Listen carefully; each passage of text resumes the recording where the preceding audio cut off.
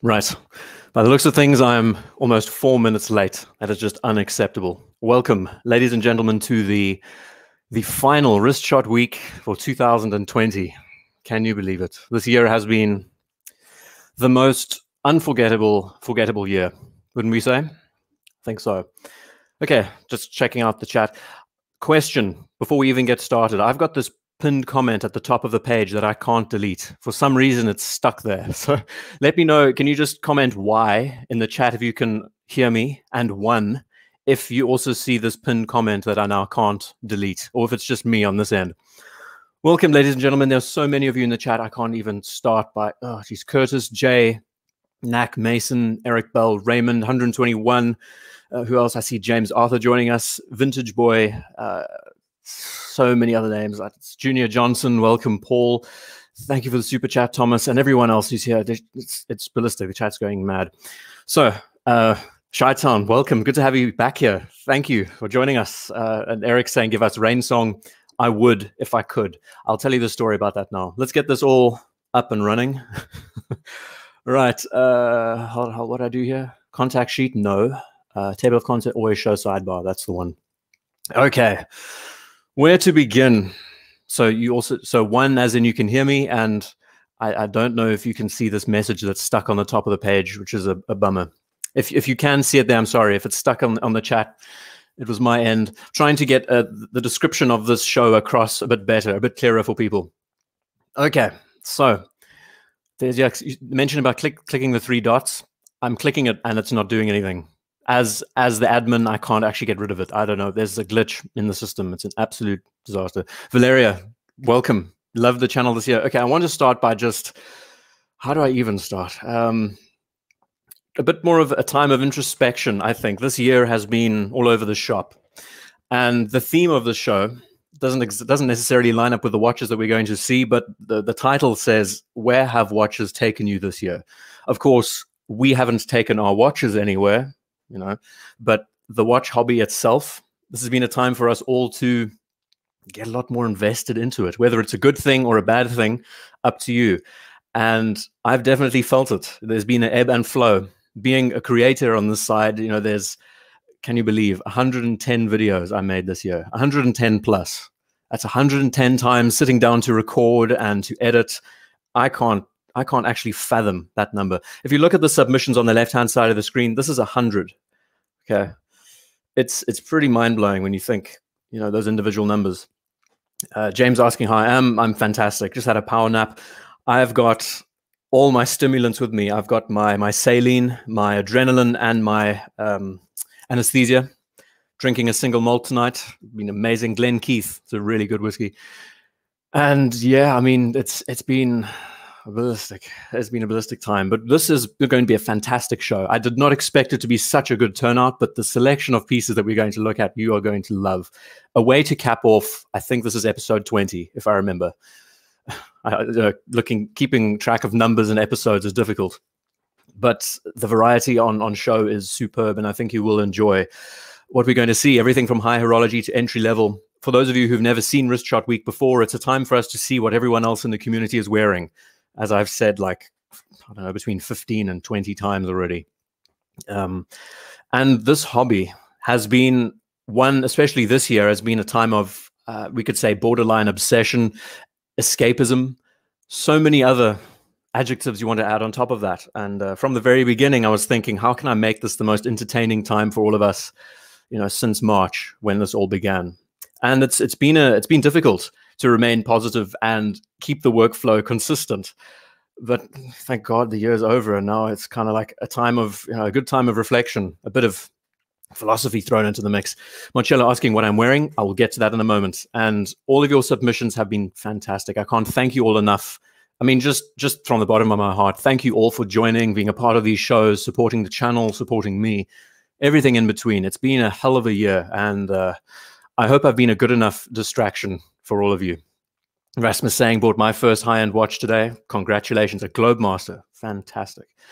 Yeah, picked up my Seamaster at the beginning of the year, and it still brings a smile to my face every time. Let's get the show going. Okay, first off, I don't know if I'm going to be releasing this video next week on account of the fact that it's going to be Christmas and everyone's going to be busy doing their own thing. But the Explorer, time of reflection, I've borrowed this watch for 3 months. This was the last photo I took of it, and I've just returned it to its owner, back to its owner. And it's been quite the experience, I gotta say. The lesson I've learned, and I hope to instill in this final video, is kill your darlings. Falling in love with your own narrative is a dangerous thing. It really is. You know, there's a beautiful story around this watch, and me being one of the proponents, the people who spoke highly about it all the time, when I got to experience it really fully for 3+ months, it just never spoke to me the way I thought it would. And I guess there is a lesson in there somewhere that we can learn. It's a bit deflating in a way for a modern watch that I thought would just be the end all be all. But yeah, the end result wasn't as much as it cracked out to be. Not saying that there isn't a dream watch out there. This one, unfortunately, wasn't one for me. It's going to be a good video. It's basically a 9-minute review that doesn't discuss the watch at all. It's all just personal hindsight and thought. Never meet your heroes, Eric Bell says. I mean, I agree. And mentioning monochrome, I thought it just looked fantastic. Getting that black dial highlighted a bit better. It's easier to see. Contrast is great. It's a fantastic watch. No, there's no dancing around the fact that it is fantastic. I still feel regretful that it's gone because it's such a good watch for a collection. It's such a great essential that you can just pick up, use, do whatever you want. But it wasn't something that stayed on my wrist. And I guess there's a lesson in there. So yeah, the Explorer video, I don't know, either next week or the week after. This has been my true obsession over the last, I don't know, 2 weeks. I decided to pull the trigger on a Grail, this guitar I've wanted for about 10 years, and decided to get a Martin D28. And it's been, you know, I say to myself, 20 minutes aside, you can enjoy playing.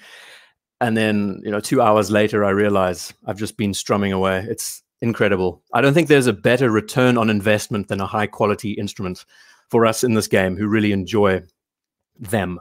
And the D28 is a real dream. It's been an amazing time, amazing time. But enough about me.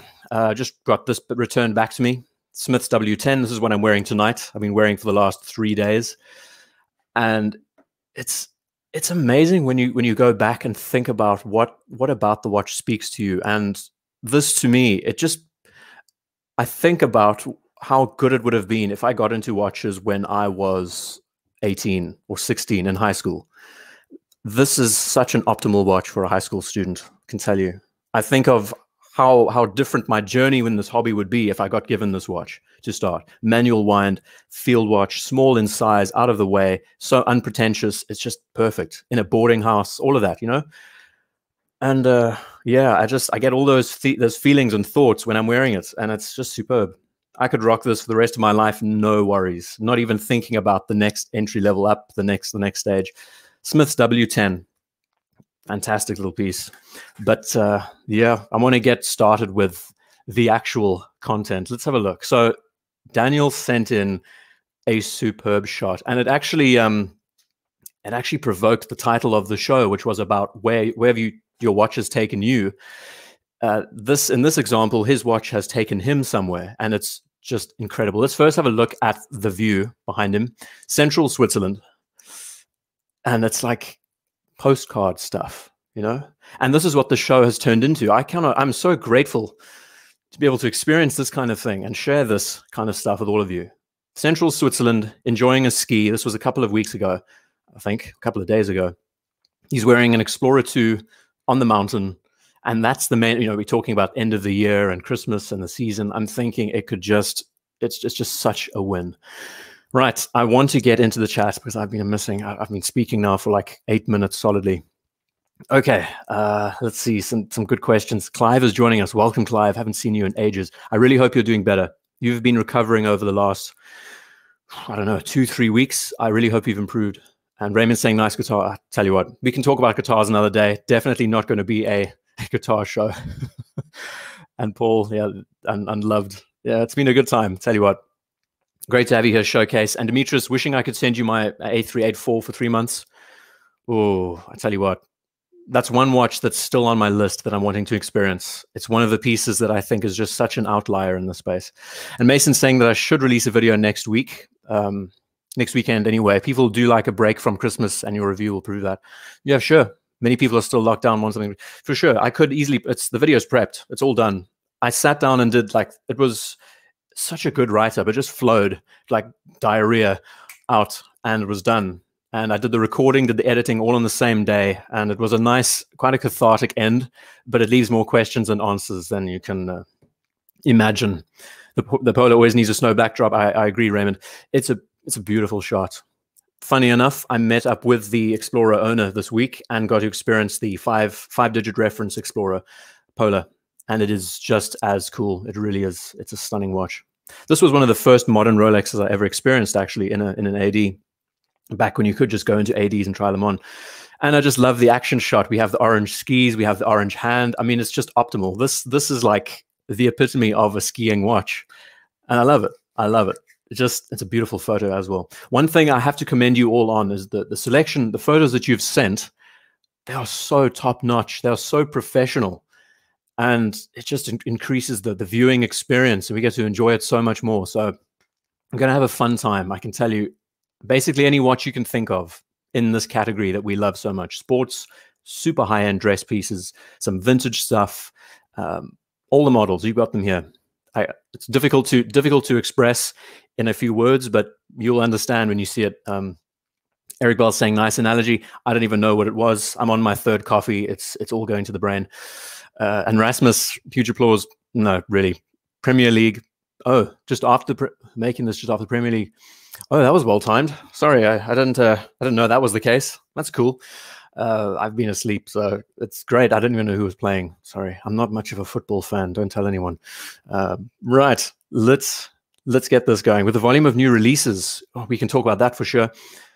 Let's start. So, Daniel, your submissions for the cover. We have used an Explorer 2 before on the cover for the show, but this one just spoke to me as an end-of-year submission and selection. So we're going to jump next to 121 Click Bezel. I think he's in the chat somewhere here. I saw him earlier. And he sent in a few great shots. First of the loom of his Seamaster. Super macro shots. We do enjoy our macro-focused shots, which we will be seeing later on. A few lovable viewers have sent in some great shots of movements and complications and everything there.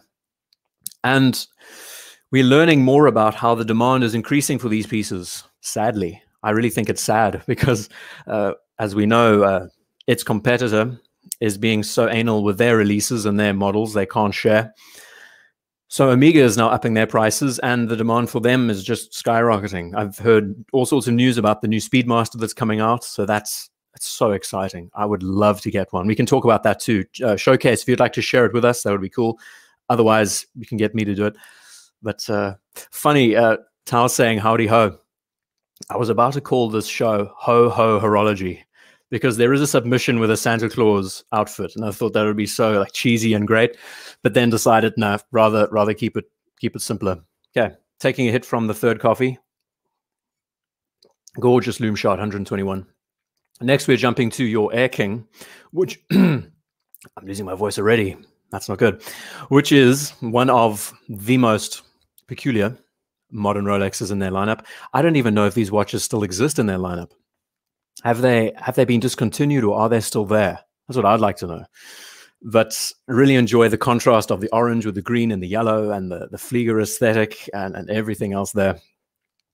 The more cheese, the better, Rasmus says.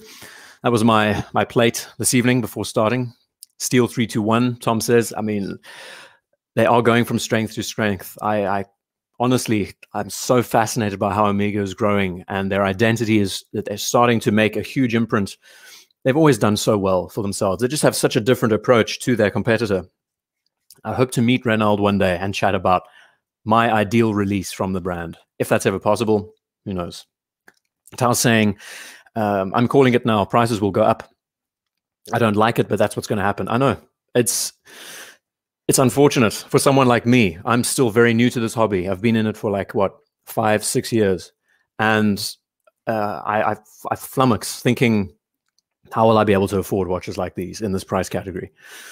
I mean, I dropped 2K on a Martin guitar, and Martin is like one of the top of the line guitars, right? You think about that in watch terms. What can you buy in the luxury watch space, quote unquote, for $2,000? Nothing. So it's like, it's such a clash. Anyway, let's get into it. So 121, thank you for these. I hope you're still in the chat with us. This watch, because of its peculiarity, like the Milgauss and many others, I think it's going to be one that's going to get a lot of attention over the next couple of years because it's just so out there and peculiar. Right, we're jumping next to, I hope I got your name right, A.W. Potato. And he sent in two really great shots. We start off the show with a ceramic Daytona. How's that? I couldn't work out what guitar this is in the background. If someone knows their headstocks, maybe they can tell us. Another small detail is at the 12th fret, we have open, very open double points. Yeah, the lineup is so good. I can't tell you. I mean, we're going to be jumping from Seikos to the high horology stuff. It's going to be jumping all over the shop. And I just love it. The variety, you know, it's Russian roulette. These shows are always Russian roulette. Only I know what's coming up. No one else does. And it's such a joy because of that. Okay, some questions directed to me. Let's have a look. Raymond saying, watch prices in the last year has gone. They have. And it's actually a good point to raise because we know that the watch industry itself hasn't been affected greatly by what's been going on in the world. People are still willing to spend. They are still, I mean, the hobby has been better than ever, really, when we think about it realistically. That opens up a whole new kettle of fish. Are people just buying into watches because they can put their money into them and not enjoy them for what they are? Is this now borderline obsession? We feel like we've really taken into this hobby a little bit differently because of what's been going on as far as distractions go. Yeah, it's nuts. And Maina, welcome, Maina. Good to have you here from Japan. I don't know what time in the world it is right now for you. Haven't been able to watch the show for a while. No worries. Lucky to check in today. Is the merch still? Yes, the merchant. So in the description of this video, the store I've linked, if you'd like to have a look. I think it's the third link down if you'd like to have a look at the designs. There's lots going on. I've been a busy boy the last couple of weeks. Zahira, got your submission, don't worry. Asked for Rolex at my local AD and got info that Rolex screwed up the production in 2020. Yes, not their intention. Well, of course, they closed the factory for a long period of time. And the Speedy Pro, we're going to have a look at a few of them later on, showcase. But they're going to be, that's fascinating. The price, though, I can't actually believe the price is going to be what it's rated as. And Random Rob said, full on obsession. Yes, Random Rob, I think you and I can both agree. It is full on obsession. Let's move on. So ceramic Daytona, black on black, really underrated, I think, in the category. Everyone wants the Panda. Black on black is so stealth, underrated, under the radar, should I say. Stop repeating myself. Caffeine is going to the brain. And then next to this submission, he sends in this. And I was just like, what? This is a nice surprise. And I called it Lunga Christmas. This is a Lunga 1 moon phase. Special piece. I think it's in rose gold. If I can, looking at the hands and the dial, it looks like it's rose gold and finish. But I feel like this is the only Lunga 1 that we're going to see, but we do have a few others in the category. So yeah, we're going to have a good time. It's a hell of a nice show. I'm so impressed. The variety just keeps me coming back for more. From Costa Rica, well, welcome. Jeez, like what's been going on? And now everyone's talking about Rolex and obtainable, and Les saying, as long as Rolex becomes less obtainable, then others will increase their prices. Yeah, I mean, they really are going to try their hand at competing. And as everyone increases their prices, so the other brands do, and it's just a domino effect. Who knows? Tudor might scare some brands from pushing their prices up too high. Kit, that's a very good point. There's so much to it. Another good point is to look at watches and brands that are not favorable at the moment, that are not in demand, that people aren't looking at. So yeah, it's a good way to start, at least. You can find some really good deals still out there.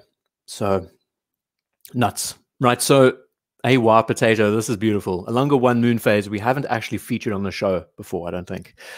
And 121 still being here. Oh, great to have you. Great group. It is. We have a good time. Come for the watches, stay for the community and the laughter that follows. All right. This is quite the special Lunga 1 in the category. I mean, the standard is good, but the moon phase with the Romans, I think that's what makes this one unique. I'm saying that word knowing that I'm saying unique. With the Romans and the loom on the hands, that's all specific to this model itself. Yeah, got to move on. And funnily enough, you know what's coming up next? Another Lunga, a 2-for-1. We have the Saxonia Thin. This is from Alex, and my mouth kind of dropped. I wanted this to be either on the content page or something to premiere the show, but it's such a simple dial. You don't even know what it is. It's like the Martin D28 of watches. It's just there. It's just pure beauty, subtlety, understatedness. Saxonia thin in white gold, understated. I mean, you can't get more simple than this. And of course, it's an aesthetic that not everyone loves. I mean, it doesn't have a running seconds hand. The movement itself is very restrained. I mean, we know German movements are all mainly focused on the balance bridges and keeping everything hidden. The only thing that you see is the balance on display.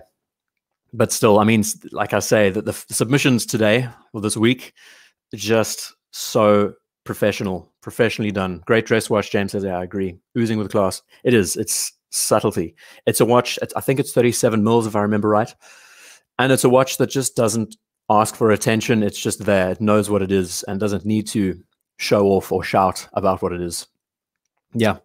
So for anyone who's new to this game, this is the entry level in the Lunga line. Okay. When I say that very lightly.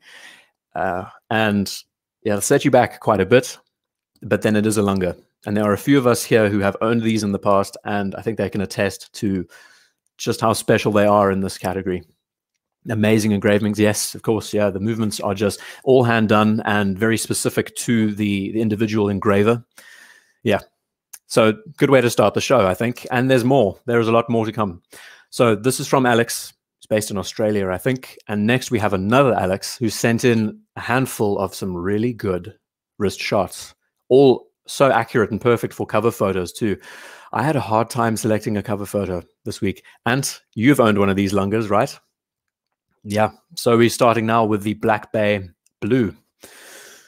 I actually experienced this watch, courtesy of Showcase Watches, if you're still here with us. And such a peculiar experience, I got to tell you. I had a great time with it over the course of like 2 weeks. Just versatile, simple, easy enough to pick up and wear and use. The color sets it apart from the rest. Alejo asking, where do we submit our pieces? In the description, you'll see my email there. And all the submissions that come in now will be saved over the course of the next 2 weeks for the following show when we start 2021. Holy smokes. Hitting the water. Getting that into the system. Right. Rasmus says, I've been blessed with watches. I have. It's one of the privileges of being able to run a show, I think. Not only do I get to, I've had a few. I can't say I've had many, but I've had a good few pieces that I've been able to get hands-on time with. And from it, I mean, just the trust in this community is so great.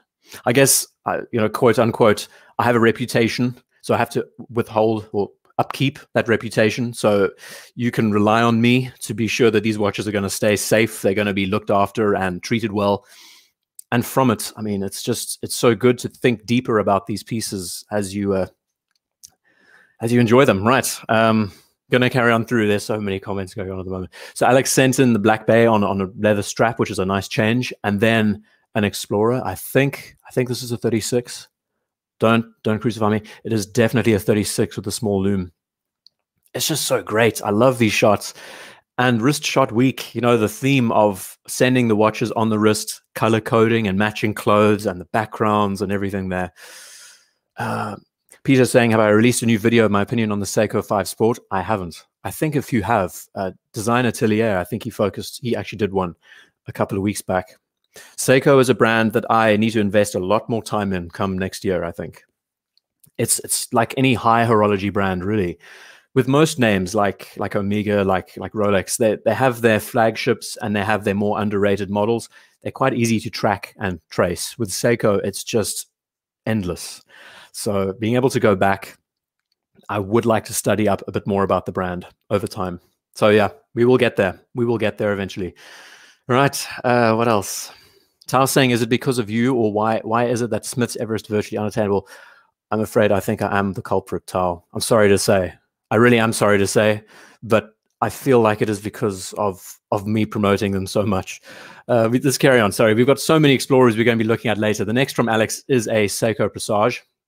Getting into that Christmas spirit. Look at the texture on this dial. That is insane. I am the worst with reference numbers when it comes to Seiko. So, I'm going to have to forgive me. But this, I mean, I called this a Seiko 5. I was saving this at like 2 in the morning. This is a Seiko Presage, as it says on the dial. Gorgeous texture. And, you know, Seiko as a brand, many would argue they all look virtually the same. If you're not a Seiko file, I guess you could say the same about a brand like Rolex, right? But there are many little avenues and areas within their designs that do offer a lot of opportunity. I think one of their key selling points is dial detail, texture. What they managed to do with so little, that's great. I do need to invest more time studying them. We're going to be seeing quite a few, actually. Speaking of which, next up, an alpinist. And this being the older alpinist. How good are these shots? This looks like it's in the snow. Alex, you sent in some great photos. Really, thank you. Psychopath. That's so funny. Psychoholic. Yeah. It's been a time. It's been a hell of a time this year. And it's so funny thinking back now. Like I said in the beginning, 110 plus videos I put out on the channel. Basically 3 a week, breaking them down. In the beginning, at least. The thinking was once the first lockdown phase happened, so I thought, okay, I need to keep the levity, keep the momentum up, and start really pushing out concepts, ideas, videos. And by the time the second lockdown rolled around, I thought, here we go again. And it was like, okay, got to slow down, rethink, take a break. Because it does, the obsession does eventually wear you out if you're just focusing on it all the time. So you guys are lucky because you can dip in and out of the hobby whenever you want, right? And this side, I feel at this point, running these shows, I feel like I owe it to all of you that we have this bit of sideline entertainment. So it's catch-22. How do you remain optimistic and great as a presenter while also being tired and exhausted with watches? Yeah. So yeah, I feel great about it now, though. Don't worry. It's more watch beginner. It's more than 110, but it's round about that zone. You know what? Always love green. It's great, James. I agree. And this one being the earlier model, these were when they were actually attainable. Now the new ones with the Prospex branding are harder to find. And yeah. I did a whole video on the Alpinist, the Alpinist history actually, and it was a good time. Studied up from the very beginning, from like the 60s all the way through. I don't know, maybe I'll link it in the corner. Clive says, figured something out. Last month I was in a store at a mall when an Asian woman dressed as an elf came up to me, asked me with an Australian accent if I wanted to try some cologne. You figured something out. What was that, Clive, that you figured out? That is quite a story, gotta say. And you still had the beard, I'm assuming, right? Right. Okay, going to carry on through, Alex. These are gorgeous shots. We're still on A, and we've been running the show for 27 minutes. This is going to be a long haul, ladies and gents. Jumping next to Andreas, and this was just out of the blue. He said, hey, here's some fun. I think the nickname for this is the Jellyfish, right? It's a Swatch GZ157/D.C. References just rolls off the tongue like many of these do. She did have a big Adam's apple. Clive, behave. That is so funny. Yeah, so this is one of the originals. You know, the Jellyfish was very popular, still is very popular. People love them for their quirks. And Swatch as a brand, love them or hate them, they have made quite a few roads in the last couple of, I don't know how long, decades. Think about it.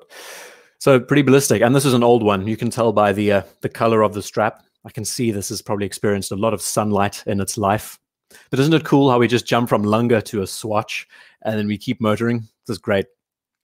So Shaitan says Seiko Masochist. This is like a legitimate Oxford definition.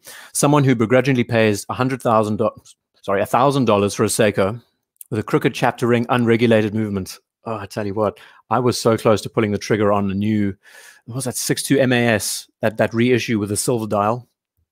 And then I saw a couple of videos and there was consistency when people were talking about just how unregulated they were. And can you imagine, you get the watch and it's like -30 a day and you think to yourself, whoa, that's a little bit out of order. I mean, it's got the Prospex name on it and everything. You think they put a bit more energy into that. Yeah. Don't worry, Max. We and sunlight, seasonal, we all have our own skin tones. Yeah, I agree. That's a faux strap patina. Really, Tom? God, I don't know. Right, I'm going to carry on. There's so many more of these coming up. Andreas, thank you for sending this in. We do generally share your pieces. I don't know if you're with us in the chat at the moment. Gonna motor through next to Ash, and we're starting with a modern, I think this is a 2020 Santos. And these are getting quite popular. These are really getting looked into a lot more. And there's so much to like about them. I don't know if this is the one I'm remembering, but they have the new interchangeable bracelet system and so many other features that other brands aren't doing at the moment. What else? It's not just the interchangeable bracelet, but it's changing out the links. It's all really simple. And this in the modern size, it's like 40 mils-ish, I think, 40 mils. It's a great watch. I like how they've still, the Santos is the true icon. It's the one that came before the tank. It's the one that really helped establish the sports watch in many ways, And do people have both a Santos and a Reverso, Rasmus says? Good question. I think realistically they speak so well to their brands individually, but just think about what this watch managed to do in the category of being one of the first sports watches, one of the first pilot watches, and how even to this day they still keep that identity strong, just upping the size, incorporating a few technological improvements, just the external mechanics on the watch. It's great. It's really great. Cartier name at the 7, yes, that's something they do. They play around with a lot. They sometimes put the name at the 8, they put it at the 10, at the 11, wherever else. That's at the 9, sorry. Yeah, great piece, simple, basic. Question is, do you prefer this or do you prefer the tank? And it's difficult. I mean, this established the royal oak aesthetic before it even was conceived, before the designer was even born. It's pretty amazing to think. No, he was probably born back then, but it's great. I mean, there's so much inspiration and influence. And Marcello, if you're still watching us, we will get to yours in a second. Marcello is an industrial designer, and he just picked up one of these himself. And he feels like selling his entire collection and picking up Cartier as his underlying core for his entire collection. So it's great. Yeah, BDev, welcome. I think, funny enough, you've just joined us in time, BDev. Let's get to your submission of pieces. Now, I constantly ask BDev to send in his vintage divers. Just have a look at them all on the screen for a second. He has quite the affinity for undersized vintage dive watches from, in and around the 50s and the 60s. And here we have a massive selection. We watch guy Cartier is underrated. They are. They really are. If I actually had, there was a question asked of me about which I would pick up. The new Santos skeleton. I think it's all black with the way they have done the skeletonization of those Roman numerals and actually incorporated that into the aesthetic where the movement architecture is placed. It's fantastic. It is just sublime. There is going to be a wrist shot in a moment, Tao, don't worry. If it was me picking up a modern Cartier, I would go for the new Santos skeleton. There's just so much, it feels so modern, but keeps to those classic motifs and aesthetics. Really hard to do. So many brands today are just resting on their laurels. They aren't trying new things in these categories. And yeah, the Santos is one of the models in that line that really blows competition out of the water when it comes to showing off what you can do with an old aesthetic in a modern package, modern identity. Right, you're mentioning zoom in. Don't worry, Eric. I will. So we're starting with, let's see. We have an Ingram. I'm going to botch all these names. A Burkona, a Lucerne, a Baylor. I just love it. A Lucerne. I'm going to get back to all of them again. Don't worry. Another Lucerne. I really dig this. This aesthetic looks like a micro brand. Laurier, the Laurier micro brand. It looks very similar, right? Chateau. I don't know, but look at the size of it. It's tiny. Orion. And another Lucerne calendar. And what I love about all of these is that they all have a similar aesthetic around them. These are all essentially parts bin watches. If we think back to the past, they had separate case manufacturers, separate dial manufacturers. Look at this. We have it looks like a 24-hour scale or some kind of GMT scale on a dive watch. And you notice how the indices are arranged and the batons and the enlarged minute track. They're so quirky and fun. I think they really do speak to just a different time. And unfortunately, all these names have disappeared. I'm sure a lot of these names are up for sale, actually. You could probably buy the name, buy the brand, like a few are doing at the moment, actually, and recreating them as micro brands. Yeah, there's so much to them, and the Baylor I think is probably the oldest, sorry, the youngest. Must have been late 50s, 60s, kind of 70s transitional with the orange highlights. So many quirks and features to these. We got to love these watches. I would imagine none of them hit 40 mils in size. They are minuscule. I think they're all in and around 36, 38 mils. I just thought it was fun to have a look at these pieces and get to appreciate the influence of the quarter Arabics and the different batons and everything there. Yeah, the zombie bands. We got some good stuff. We got racing straps. We got tropics. We got leather. We've got NATOs. We got just the whole selection. So BDev is quite the lover of these undersized, crazy, interesting little pieces in the category. Going to move on next to a more modern take on a classic, a Hanhart. Hanhart as a brand is one of, it's like, how do you even express? The reference to this is 417ES, if you want to know, if you're interested. Where do we start with this name? I have been, and James is with us still. I saw that you jumped off the iPad. Welcome, James, again. So to start with Hanhart, we have to just, like, I think I've mentioned it before. I've been delaying on a write-up all about the watches of the French armed forces. And mentioned very Breguet-like, Shaitan. Well, it's because this pretty much became the foundation for all the brands. The Type 20, this is the original Type 20.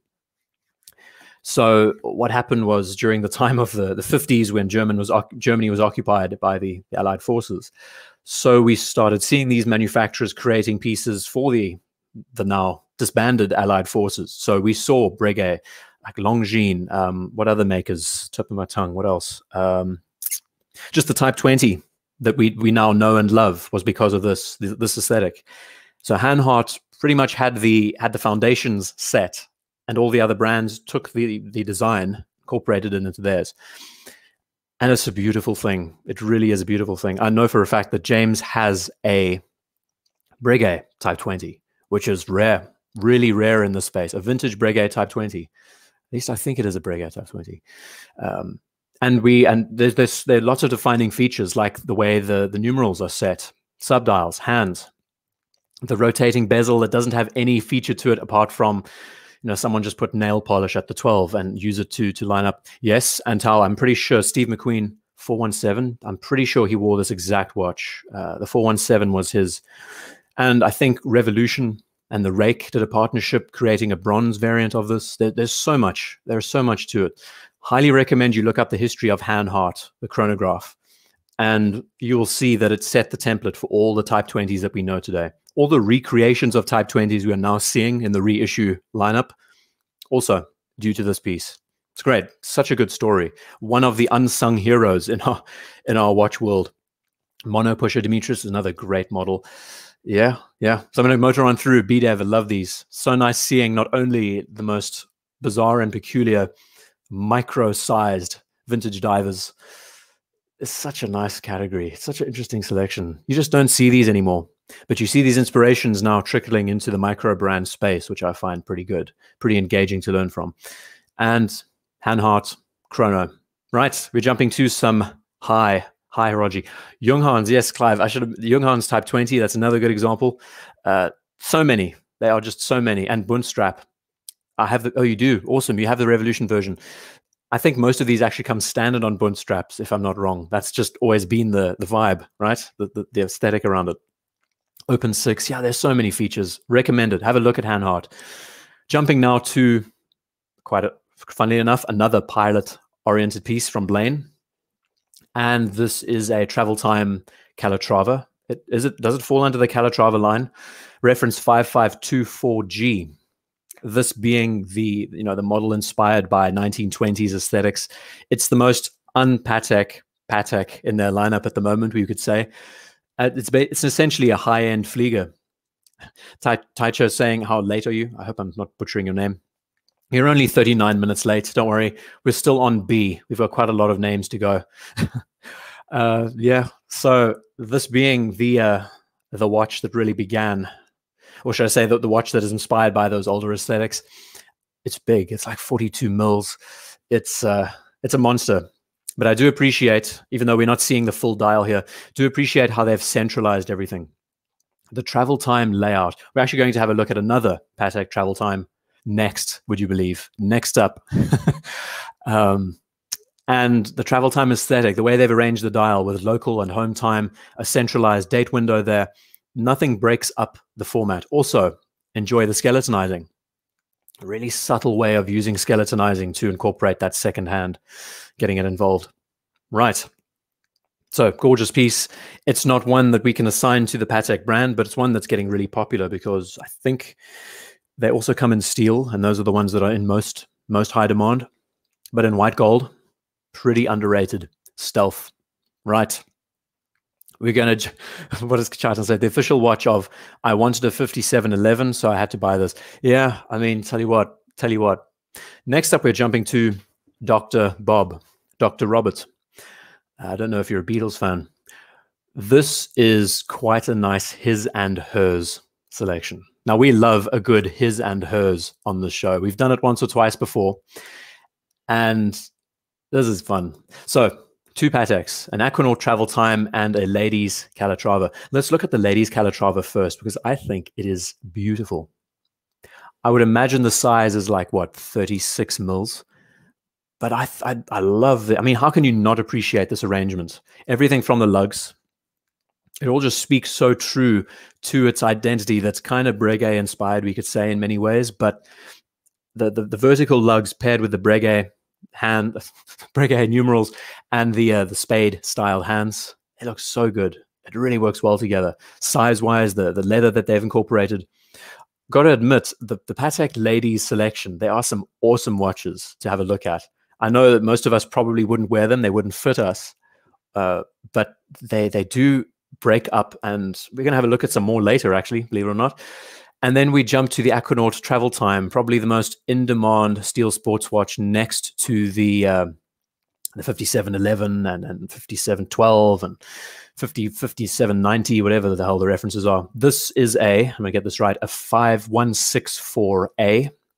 And the ladies' Calatrava is a 7200R rose gold. Beautiful. I dig this selection. It's nice. His and her watches would be a good show to share in future. And like I said about the aesthetic of the travel time, look how well they've done it. I mean, honestly, let's not bash the watch. We bash them often. We bash the demand. We bash all of the nuances to the brand and having to buy every watch in their lineup before picking up one of these. But the way they have addressed the function of the travel time with the pushes that match the crown guard on the opposite side, the centralizing of everything, the local home time, of course, the skeletonized hand is hidden underneath here, date complication in the center. It has this traditional flair to it. I also feel like, and I've said this before, that the field watch has been the core inspiration for this piece. Exhibit A. Have a look at that dial and tell me otherwise. Numerals, loom, pencil hands. I mean, you kind of see it in a few ways, in a few places, no? White second hand, lots of little inspirations there. I feel like the field watch was the precursor to this. They've done a good job. I would wear an Aquanaut over a Nautilus any day, given the chance, given the opportunity. And of course, we cannot look at these watches without looking at the movements, which is always a joy. Micro rotor on this side. I tell you, this is an underrated piece. It really does feel like a classic. Both Patek Philippe seal, so this is after they decided to brand their own product, their own stuff. And I've been speaking for like 10 minutes without addressing the chat. David saying, give me hers all day long. Absolutely love the ladies model. It's stunning, right? It really is. Breguet style lugs, Thomas. Yes, I agree. They're great. Really are great. Yeah, got to enjoy the movements too. Again, I cannot talk highly enough about how they've addressed these pushes on the sides. It's just clean. For what it is, it's very elegant and clean. Rasper saying, did Gerard Grant make this? Gerard Grant? You mean Genta? No. No, this watch came out in the 90s, if I remember right. I don't know if Genta was still alive back then. This was the idea behind the Aquanaut was to be this more attainable piece in the line next to the Nautilus. And I think they first were released in 36. I've tried on this and the 36s, and I can tell you the 36 mil models, They feel like swatches on the wrist. Like, no word of a lie. It's the most peculiar thing. You know that you're wearing an Aquanaut, a steel Aquanaut, but it's tiny and it's so lightweight. It doesn't even feel like you're wearing a watch. So this was supposed to be injecting new life, kind of like how the offshore was AP's attempt at, you know, making a more accessible watch for the younger generations to get in. And now, of course, demand, hype, etc., everything else on top of it has just made these pieces unobtainable. Still, great watch. I do really dig this piece. I would wear it given the chance. Right. Moving on next. Orange Hand just saying he ordered one of the shirts. Oh, I'm guessing you ordered the Explorer 2, right? The 1655. I'll talk about the designing process there in a moment. Right, let's get to the next submission. This comes from Bud the Stud. Bud the Stud sent in quite a nice trio, and some of the only trios that we're going to see in this category around the new Submariners that just come out. This is his 3 sub collection. Here we get to see, in a way, kind of, how these new models have been addressed. Actually, it's a very good example to have a look at here. So on the left, we have the Hulk Submariner, a watch that is now going for something like £18,000 or something on the gray market, which I just think is ludicrous. How can anyone, essentially $20,000, because this was discontinued? You know what? And then next we have the, what do they call it now? The Viagra? I don't know what they call this black on white, black on blue. And then we have the Shrek or the Starbucks or the Cermet, yeah. And here we get to see how they have addressed the lugs actually pretty well. Notice the super case has a more squared off line where we see that these modern ones have been tapered in just a little bit, ever so slightly more. Seeing this new white gold in the flesh, well, on screen, it looks very good. I have to admit, it looks very good. Not a fan of the polished center links. I think for a sub in this space, I don't know if they call this the Smurf. Yeah, R&W. I mean, that was a one-liner that I dropped a couple of months ago. The Viagra. I don't know what is this called now. The new Smurf. Me and names. But they have done such a good job with these 41s. Honestly, they're not 41. They're like 40.7-ish, right? There's so much to talk about around these pieces. The new movements. If you can get your hands on them, you're lucky. Very, very lucky. And it's a sad thing in a way, because I would love to get a modern Submariner for myself. But at this point in my life, spending 10 grand on a sports watch in steel, you know what? It's like, what? Where has the world gone? Smurfette, Papa Smurf. I don't know. I don't know what it's called. Yeah. Nice selection of seeing these 3 side by side. And the nuances are very subtle overall. I mean, you know, we've got the crown at the Swiss made next to the older style. I think the print has changed a little bit. There's bolder white on the Submariner, but they've just managed to tighten up the watch a lot more. Funny, speaking to the bigger wristed owners, they prefer the super case sizes because there's just more presence to these super cases on the wrist next to these. These are now the more, would the word be egalitarian? More people are getting into them now, and they fit a broader variety. People have wanted this change for the last 10 years, and they've done a good job at improving the size of this watch without impacting its visual presence, really. And we are going to have a look at another one later if Paul is still with us. A gorgeous, gorgeous variant, the no date. So we will get to that in a moment. But thank you for these, Bud. It's good to see. I mean, just one area that I think you should look at if you want to try and wrap your head around what they've done here. See that taper of the lugs in the corners. You get a clearer idea of, I mean, even the crown guards they've brought down a bit. Really tastefully done. Good job. But the demand for these now, I mean, you'd be so lucky to get your hands on them, which is really unfortunate for someone like me, for anyone else in this area. Question about the bezel on these models, though. I feel like this is just excess. The stock that's now used on the Cermet, I feel it's just excess stock from the Hulk. I think them discontinuing the Hulk was a bit of a mistake. The green always signified an anniversary model, right? So I think the Hulk was the 60th anniversary. The 70th is around the corner. But incorporating green into your watch again, it kind of ruins its pull, what made the green watch good. Anyway, chatted about this enough. Going to move on next. Bud, thank you for sending this in. Going to jump to Cedar Canoe. And we were just chatting about Hanhart and other makers that are starting to bring back new pieces. Here is a great example of a field watch from years gone by. Timor, Dirty Dozen, inspired. Bought off Kickstarter. I think Cedar Canoe is still with us. All right. I'm missing you all in the chat. Oh, and saying the 21mm bracelet width ruins it for me. I'm actually on the opposite end of that spectrum, and I think the 21mm makes it more. I mean, after experiencing the 39 Explorer, I truly believe that the case size just didn't work as well when you saw the bracelet that tapered down so much. But the 21mm width, maybe I'm more partial to a bracelet that doesn't have taper. I don't know. It's all down to watch head size relative to bracelet taper. I mean, that's when we're true nerds. When we're talking about watch head size relative to bracelet taper. Like, what is wrong with me? It was mentioned about a Sea Dweller. I think I missed it a second ago. Oops. Sea Dweller 43. It's another watch that I have experienced, and it's a great, stunning piece. Honestly, it's if your wrist can take it. My wrist, it fits the wrist well, but it's too big for me personally. The lugs are just a little bit too long, if you know what I mean. If you know what I mean. Raymond mentioning the Sadie's hands prefer Tudor Snowflake. That's quite an outlier. I like that point. Zahira saying we need to be patient for a year for Rolex to be accessible again. I'm sure they will ramp up production if they wish to survive. Zahira, they don't have to worry about surviving. They're on top. They're on top of the game, I'm afraid to tell you. Megan is joining us. I haven't seen you, Megan. Welcome. I think you went for a run. Earlier on. Right. So, Dirty Dozen.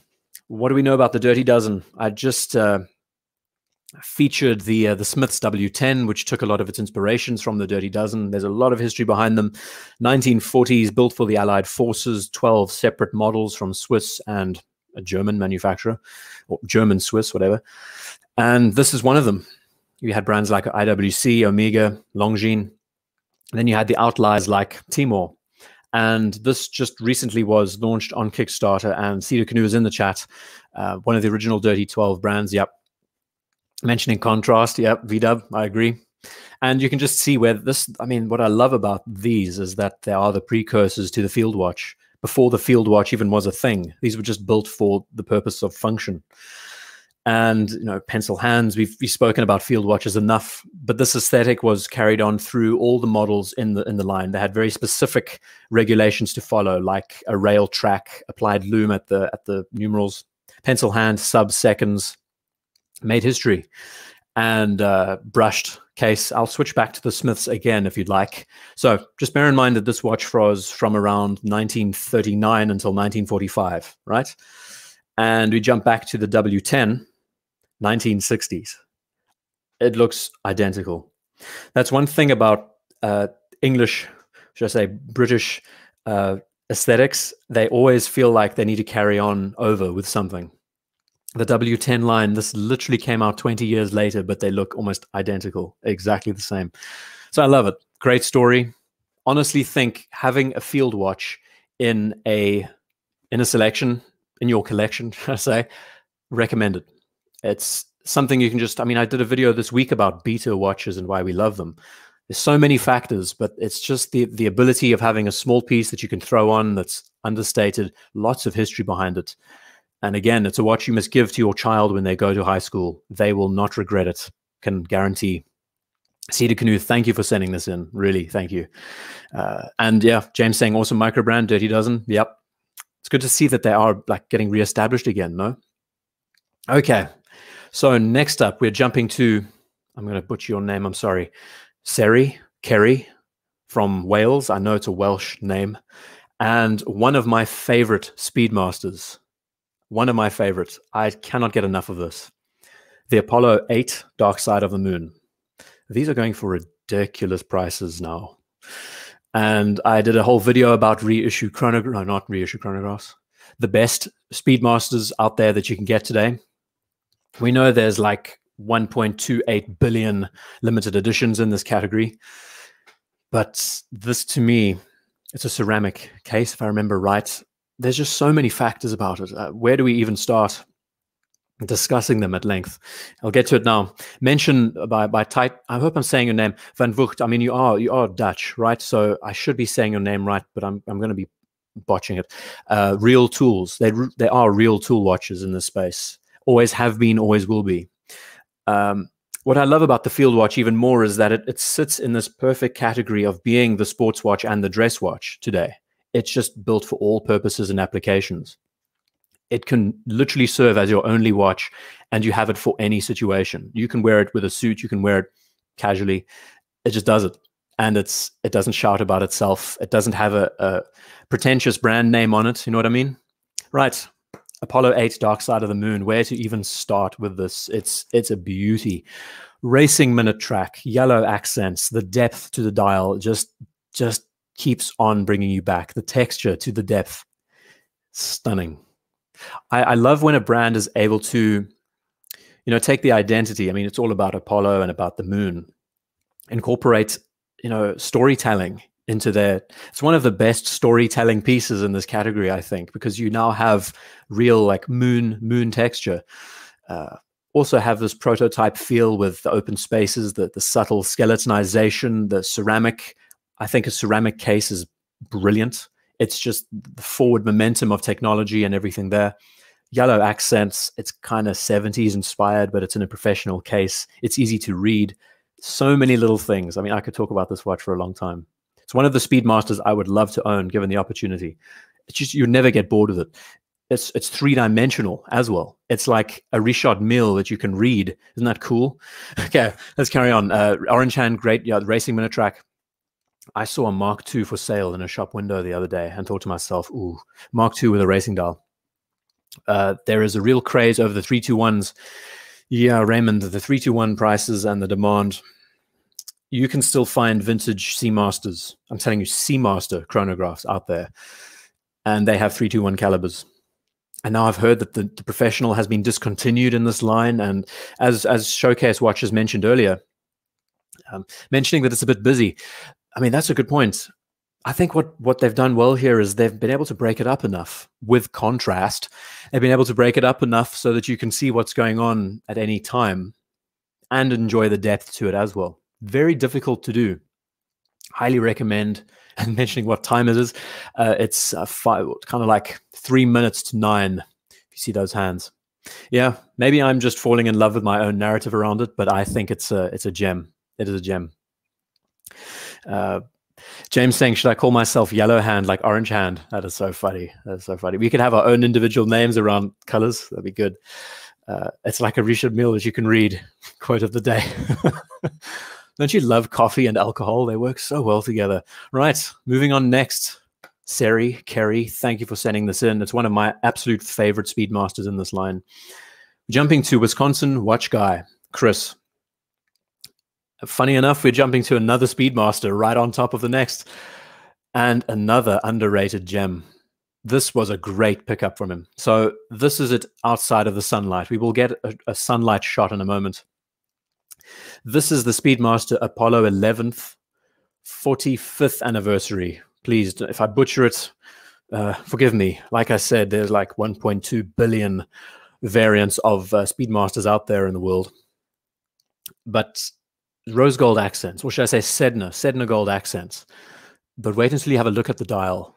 Watch this. That is just awesome. They have taken the idea, they've really realized the idea of tropicalization on the dial so well. And I love it. We have a true tropicalized effect with the rose gold there for contrast, and brown leather strap. Yeah, Wisconsin watch guy, you did a good job here. A really good job. Nice piece. It's something we don't see. And, it still has all the aesthetics that we get to know from the professional line, but there is some variance in there. Stealth, as Raymond says. I mean, also mentioning about legibility, I would say this watch is probably harder to read than the Apollo 8. Correct me if I'm wrong. It's actually black PVD. You're kidding me. How do they get this? Is this just the lighting that I've butchered, that we can't actually see, where it's kind of like a tropical brown? So the issue is, of course, that we probably wouldn't be able to see the contrast as well on this dial next to the others. I mean, we don't have batons that are fully loomed, but it's just a classic. It really looks like a watch that has seen some wear and tear. Moon Dust Glitters Foreman. Welcome to all of you who are joining in. Welcome. I haven't even said hi. And to all of you who have submitted these pieces into the show, thank you immensely. It's going to get good. It's going to be a great time. There's still quite a selection, and the variety is always good fun. Right on, Chris. Love this. Such a nice piece. We've just seen two very good professionals in this category. Next up is Chung, and he goes by the username of SF Watch Guy. I'm guessing he's based in San Francisco. Let me just try and get this question here. He's saying the burnt dial Speedmaster gives an impression like it was sunbeams to the moon. I mean, we saw in a Philips auction, we saw a Daytona that had actually crossed the Sahara at the closing of the show, and it looked kind of like this, right? But in this case, not bad. Really not bad. Right, moving on. Next to Chung, a Zin 104, and the reference is, I hope I'm not getting this wrong, STSAABE. I don't know how they managed to code it that way. Maybe someone can help. But this 104, I mean, we know that the 104 is a fan favorite. It's a real classic. Whether you love or hate the Fotina, or the would you call it Fotina? Just the colorized numerals on the dial and hands. It's a great piece. I mean, it's a true pilot-inspired model out there. Love the beads of rice. It's another good addition. I don't think this watch doesn't come standard with beads of rice. They generally come on 3-link bracelets and leather, right? It's great. I also love how you've matched your clothes with the watch. I hope you don't mind me turning you sideways there, Chung. But matching the color of the jeans with the jersey and the dial and the bezel, it's good. It's a good piece. There's lots. Zin I need to discover and discuss a lot more, I think. It's a countdown bezel. Raymond, thank you for pointing that out. Some of the most underrated details to any kind of watch in this category. A countdown bezel is just special. You can use it both ways. You just have to do a bit of maths on the side, but countdown is so practical. If you know what time, how long you're going to be doing the task, it's great. And it's more reminiscent of the older style of rotating bezel designs. We think back to those original RAF 6B, the Weems editions, those original pilot models, and yeah, there's so much. I tell you what, I've learned a lot over the course of this year. This hobby, it's a serious addiction. Okay. Oh no. See the canoe? No sound? You're kidding. Don't tell me that. Please don't tell me that. Oh God. Comment 1 if you can hear me, please. Oh no. Moving next to Curtis. Oh dear. Please, someone tell me. Comment 1 if you can hear me. No. I hope we're good. We can hear you. Okay, good. Thank God. I'm using a 30-pound microphone device. It sounds incredible. Okay, you can hear me. Good. And if this thing does suddenly, play harp for the first team up there, I will have to really scramble around the room. Good, you can hear me loud and clear. Thank you everyone, really. Moving next to Curtis. Chung, thank you for sending this in. I think this is one of the only Zins. No, we are going to look at another one later, I think. Lots of pilot chronos coming up in a sec.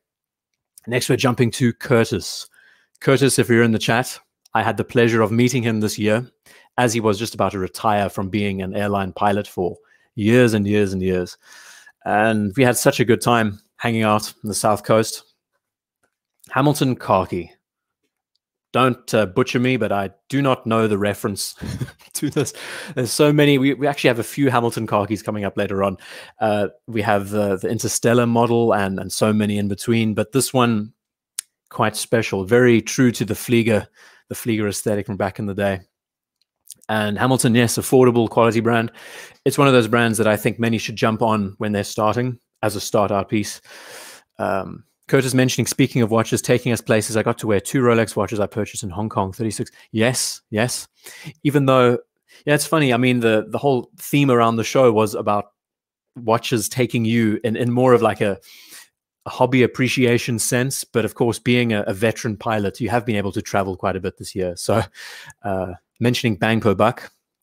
And that's the thing. I mean, in this category, it's now looking at watches that you can afford, that are not going to break the bank, that you're going to enjoy the hell out of, get so much time out of wearing them. And this is the kind of watch that you're not afraid to put a ding in, you're not afraid to damage. It all just adds to the character of it. It's another field watch, more of a Flieger B, a Type B inspired field watch, or pilot watch, should I say. Still a great example there, though. Right, gonna move on through. It's a hold on a sec. The car key is quartz 42 mil. So this is the quartz variant. Okay, got it. You've got quite a nice collection, Curtis. He has collected quite a few cool pieces over the course of this year. And yeah, Larco, another. There's so many brands in this category. I mean, we could be talking about them for hours. Hamilton, highly recommend. We are going to see more of them in a moment. Right on. Next, we're jumping to Daniel. We finally reached D, 65 minutes into the show. How good is that? Jumping up next. Now, we've just been focusing. Hold on a sec. David saying, love cocky. Please call out the date position. Huh. So I'm guessing because it's 42 mils, this movement has been, it's a little bit smaller in size to what we would expect. I mean, a date complication contrast, a bit of an issue for some, I would imagine. Hard to see, or easy to see, but kind of breaks up the lines on the watch if you want to get really pedantic with your aesthetic appreciations. But I mean, dates are good. We're going to have a look at a few more in a moment.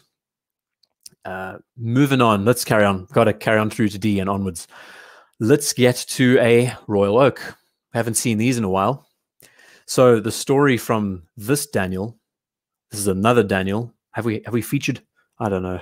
We haven't featured a Daniel yet. No. So Daniel basically said that I didn't need it. I didn't want it. But when the AD calls you and says that we have a 15,500, you go. You go to that call. And, you know, this was his pickup. I think, I don't know, 15,500. Guys, help me out. It's not linked to the chronograph, please. I've been so confused with these references because I remember the 15,300, obviously the 15,202, but then they bring out the 15,4, the 15,5. I'm so out of touch with these new models. Damn, Daniel. Wasn't that a thing back in the day, Ant? I love it. Tim saying 41 mil. So what's the difference between this and the 15,400? Something about the sub-seconds. Does it have a seconds hand? I can't. Okay, Tom saying it's the top one. Okay, got it. Really nice combination of colors. When do we ever see a two-watch set in this category? Hitting the coffee. Pfleger B saying the current model is the 15,400. I tell you what. The issue is kind of because we can't talk about them because no one can get their hands on them. It's kind of moot in a way as far as subject choices go. Yeah, I mean, they kind of lost me at the 15,400 and now 15,500. I don't even know what that means, essentially. Royal Oak is cool. Can't afford the premium with the good. Yeah, I mean, that's the thing, though. And it's love it or hate it. It's the perfect marriage watch for me. It's the one you wake up and you say, I can't stand it the one day, and the next you think it's absolutely sublime. It rides this line. I love the fact that it's this prototype. It still represents the prototype. And seeing the standard time only and date next to the chronograph, I love how they've addressed the chronograph just as well. They're not going against the identity of the watch at all. They incorporate the pushes and everything using the same hexagonal format. It's just so true to the watch's identity. And I feel like that the space allocation for the subdials is so good as well. So this is 41, and I think this is 42, if I remember right. And they do have quite a nice selection when it comes to spacing, if I remember right. 15,202 is still on the dream list, but that's just me. Right. Chrono has no display back. Is that so, Tim? I did not know that. Crazy, right? Crazy. But what an awesome pair. I tell you, these shows, they go all over the shop. Can you even get a Royal Oak at the AD? No, you can't. You have to buy all sorts of other bits and pieces before you can even get a chance. I don't even know if they stock them at the ADs. So these games that they play with their customers now, it's sickening. Royal Oak is a beaut, but what about the low water resistance? What is the rating? Like 30 meters? I don't know. Jean-Claude, good to have you here, sir. We're going to have a good time. You've just joined us 70 minutes late. It's okay, Nefarion. It's okay. We're going to have a good time. There's still some great stuff. Even now, we've looked at quite a good selection of pieces so far, but even now there's going to be, it's so varied today. I love it. The show is probably one of the best over the last 3 that we've had. Okay, mentioning about the 38 mil chronograph, some stunning releases that I haven't heard spoken about. I think they came out about a year or two ago. What letter are we on, Nefarion? We are on D. We're only on D at the moment. Right. To Dear Artifact next. He sent in, I love this. So what should I do first? Okay, let's look at the cover, the photo that was going to be the cover in the beginning, in the very beginning. I wanted this to be the cover, and I would have titled the show Ho Ho Horology. I mean, talk about losing your mind. You know, Megan saying perfect pair. It is a beautiful set, gotta say. Royal Oak. Today I feel great about the Royal Oak. Don't ask me about tomorrow. And Nick saying great shot. I mean, this is good. So Ho Ho Horology, I thought would be so funny. And we got Santa Claus there. Breitling, this is the 806 reissue Navi timer. This is from his dad's collection. And yeah, I thought it would be pretty good, pretty laughable. The quality of these photos. If you are on Instagram, follow Dear Artifact. I don't know if he's joining us, but Dear Artifact, I hope that's how you spell it. Check out his page because you won't be disappointed. There's so much good stuff. His photography is sublime. I can tell you this image itself is like 20 megabytes in size. The resolution is ridiculous. And of course, he sent this in because of Wrist Shot Week. Don't you love that he's wearing leather gloves? It's like it's such a breakaway from the standard format. This is fantastic. But this photo as well. Here we go. We get to appreciate super high res, super high res. One of the best chronograph. Oh no, come back, darling. One of the best chronograph reissues out there, I believe. The attention to detail, slide rules, everything there. Clive saying, you know, I'm digging it. I mean, this is yours, right? You picked one of these up. Right. I've got to hit the Fisherman's Friends, man. I've been chatting for 70 minutes and the voice is failing on me. Cherry flavor. If anyone out there represents Fisherman's Friend, hit me up. I need a sponsorship deal. I promote your stuff way too much. Is he wearing an LV? No, he's not. Oh, funnier if he was wearing an LV belt buckle. It's so funny. Digging Santa's gloves. It's good, right? It's good. So what about this watch? 1959 reissue. There's so many little features. I love the way, look at the quality of this photo. Holy. Okay. The original shield and wings look so good. The syringe hands.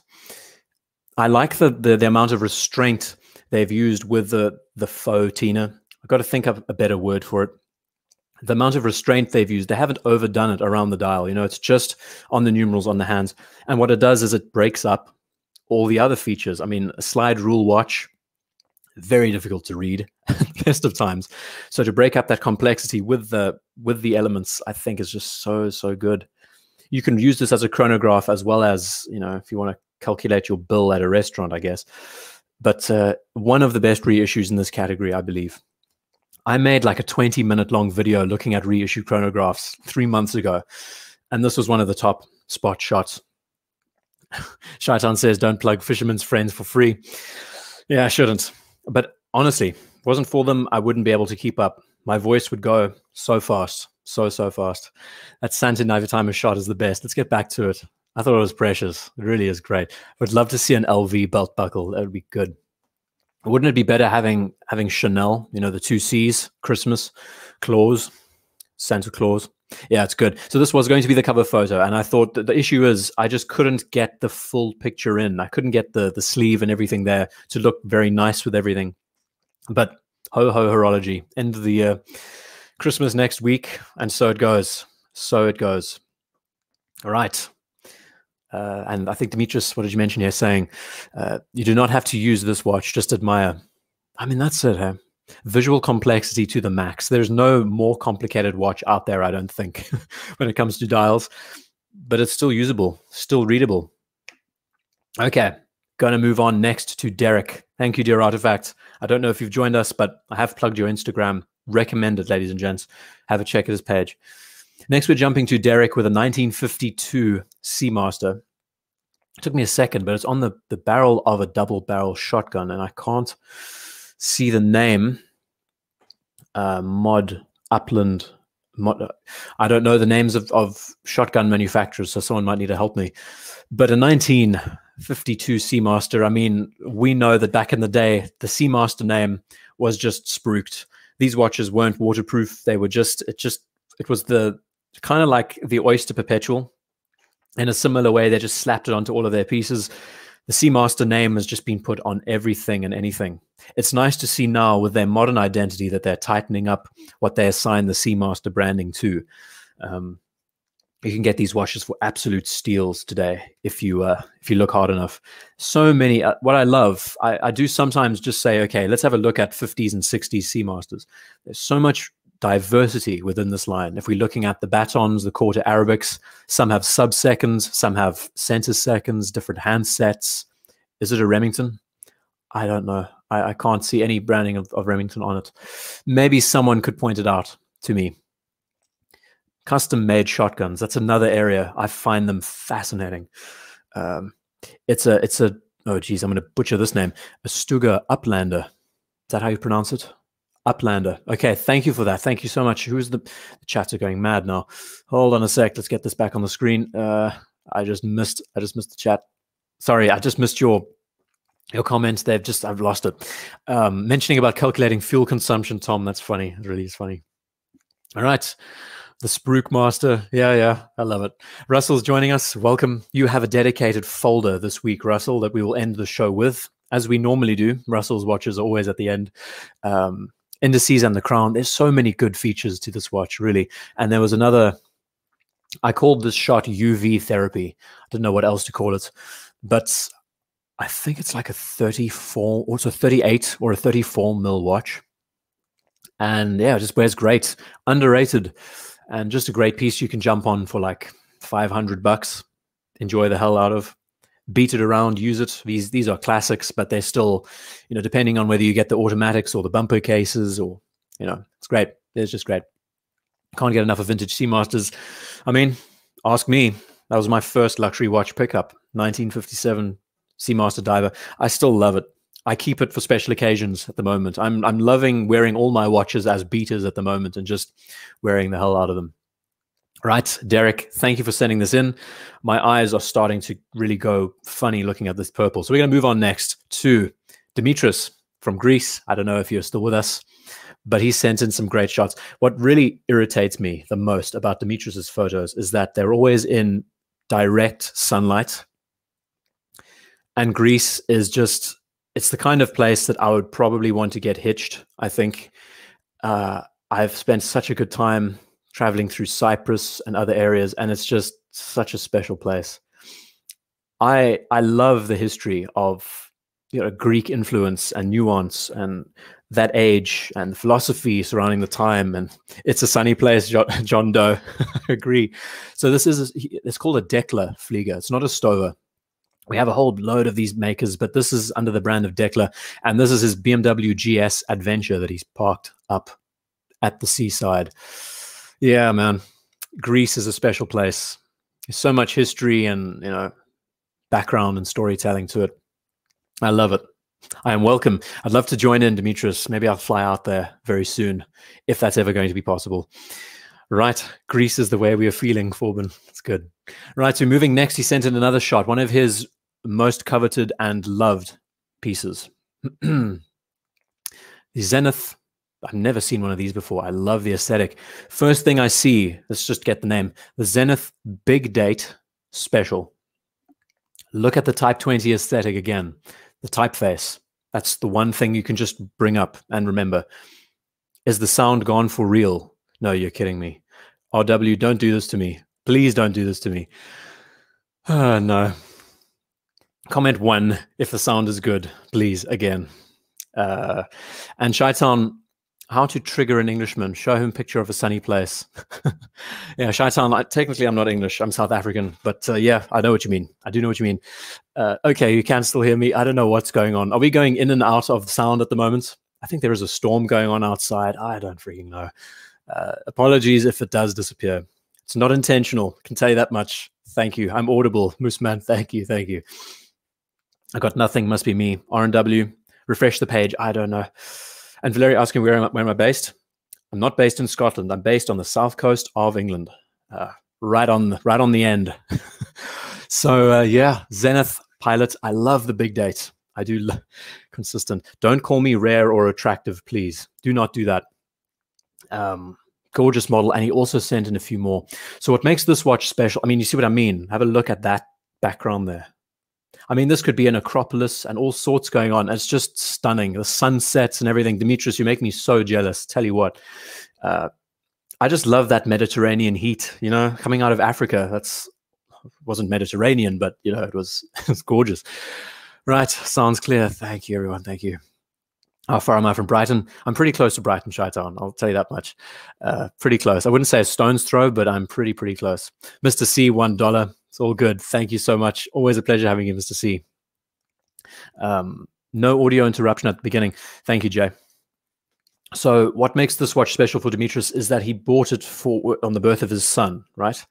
And on a mesh strap. He loves fitting meshes to everything, and it really does speak well to this piece, the balance, the big date. I mean, where do you see a big date at the 6 o'clock in the center of the dial? Looks good. It doesn't affect the watch's readability. Also enjoy the double counters instead of triple. And mentioning the mesh looks good. It does. Really does look good. Does Cape Town have a mirror? Does it, Chi-Town? I didn't know that. Oh, geez, like, don't get into geography with me. It was one of the subjects I failed big time. Big time. I fell, you know, I was the kind of guy that would sit in the back of the class, fall asleep through the exam, and then just copy off the next guy when, you know, at a younger stage. Didn't take geography through my years. McLovin, good to have you here. Thank you for the $1, Canadian dollar. Absolute pleasure having you here. Great combination. Again, Demetrius, you have an awesome selection of pieces that we've seen over the last few months. Thank you for sharing them. Thank you for sharing Greece. Please keep them coming, because it's just special. Lots of history there.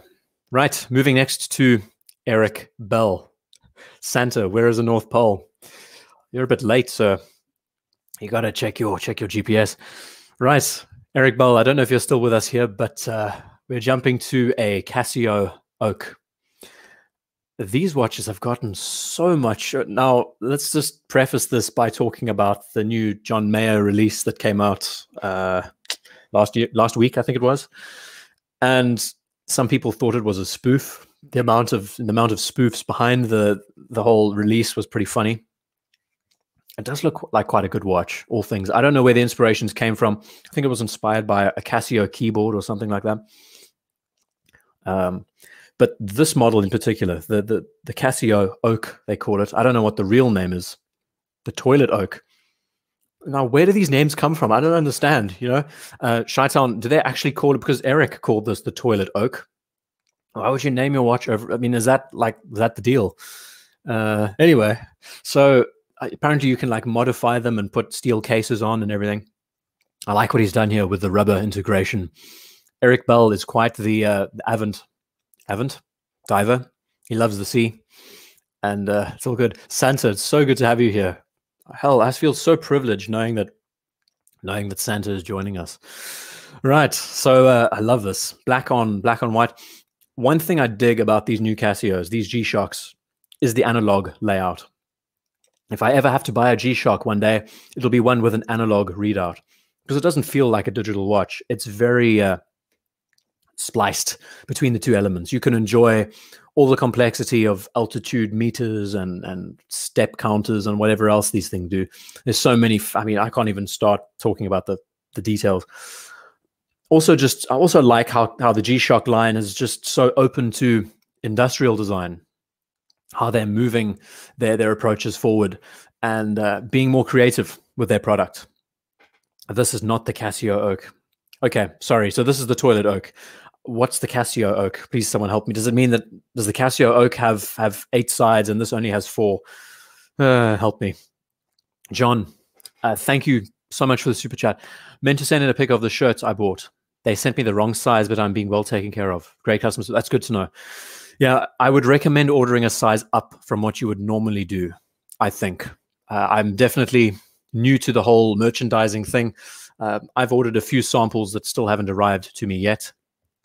But one of the first samples I got was to test the printing, and the printing looked phenomenal. So thank you for the super chat, John. Really, really appreciate it. I'd like to hear more insight. If you could send me some emails, if you have bought any of the merchandise, let me know what it's like, if the quality is good, if the fit's good and everything there. Because, of course, I can go in and make improvements. I can adjust the listings and everything too. Right. So the Casio Oak has an octagonal bezel. Thank you for that, everyone. Right. So we're moving from Casio and Eric. I don't know if you still are with us. Good to know. The toilet oak. God damn, where do you guys get this from? We're jumping next to James, Megan, and Jacinta. I don't know if they're with us. I can imagine being a Saturday, and they generally are up until like 3, 4 in the morning, that side of the world. They're probably asleep or on the verge of falling asleep. But they sent in some gorgeous watches to end off the season with us. So, wow, there's a lot of rain going on outside right now. So if I do break the signal, just know, got a thunderstorm going on out there. All right. So we're going to start with James's piece that he sent to me. He is quite the fan of Girard-Perregaux. He picked up this watch in 2011. It's a constant escapement. This was his first piece. Ooh, Juan, thank you for the super chat, Juan. I'm missing the chats. And Demetrius, you guys really appreciate it so much. Juan, I look forward to chatting about your day date in a second. Really do. So, constant escapement. Now, if you have the time, look up constant escapement meaning on Google. And there is a great write-up by Quill and Pad summing up this watch. There's so much to it that I don't even understand half of it. I try to read up about this watch before the show. I found it a lot easier studying up the Grubel 4Cs, but he does love his Girard-Perregaux. So constant escapement, the mechanism itself, I still don't even understand, but it's superbly accurate. This one has a 6-day power reserve, not an 8-day, I think. There's so much to it, and there was another shot that he sent in of it on the desk. We can appreciate. This watch is 48 mils in size. It's titanium. And it was the watch that made him, I think at the time, it was the most expensive watch that he had ever bought. It made him fall in love with the brand. And when we talk about watchmaking, there is so much to it. They use actual light to cut out these features. If you see that tiny little spring sitting there on the base of the dial, this little gadget running across, the finishing of this metal, the microns of cutting, it's just too much for me to explain. By light, apparently, I believe. If I'm not, I might be wrong here, but they actually use light itself to cut through these elements because it needs to be that accurate.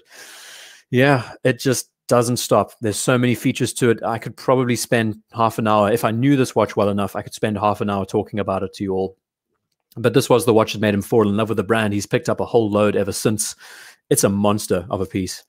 Girard-Perregaux, Grubel 4C are the two lines that he loves so much. The watchmaking is just on another level, gotta say. It's not a watch for everyone, but what I love about all these brands, we look at Moser, we look at Laurent Ferrier, and all these individual makers, they are incorporating classical features with a modern swing. You know, space age inspired, but it still has the classical analog layout, and it's just presented so well. I would love to see this in action, given the chance. Lithographic etching process. I think that's it, Mason. I think it is. Highly recommended. Quill and Pad. Just look up constant escapement, Quill and Pad on Google at the moment, and you'll see a fantastic write-up that basically gives you 7 reasons why this watch is next level. It's stuff that even as an industrial designer, I don't fully understand. I think the term they use to cut these components, it's called LIGA. The acronym, I don't know, the initialism. So James mentioning this is my pride and joy. The day I bought this watch, my friendship with Wei Ko from Revolution also began.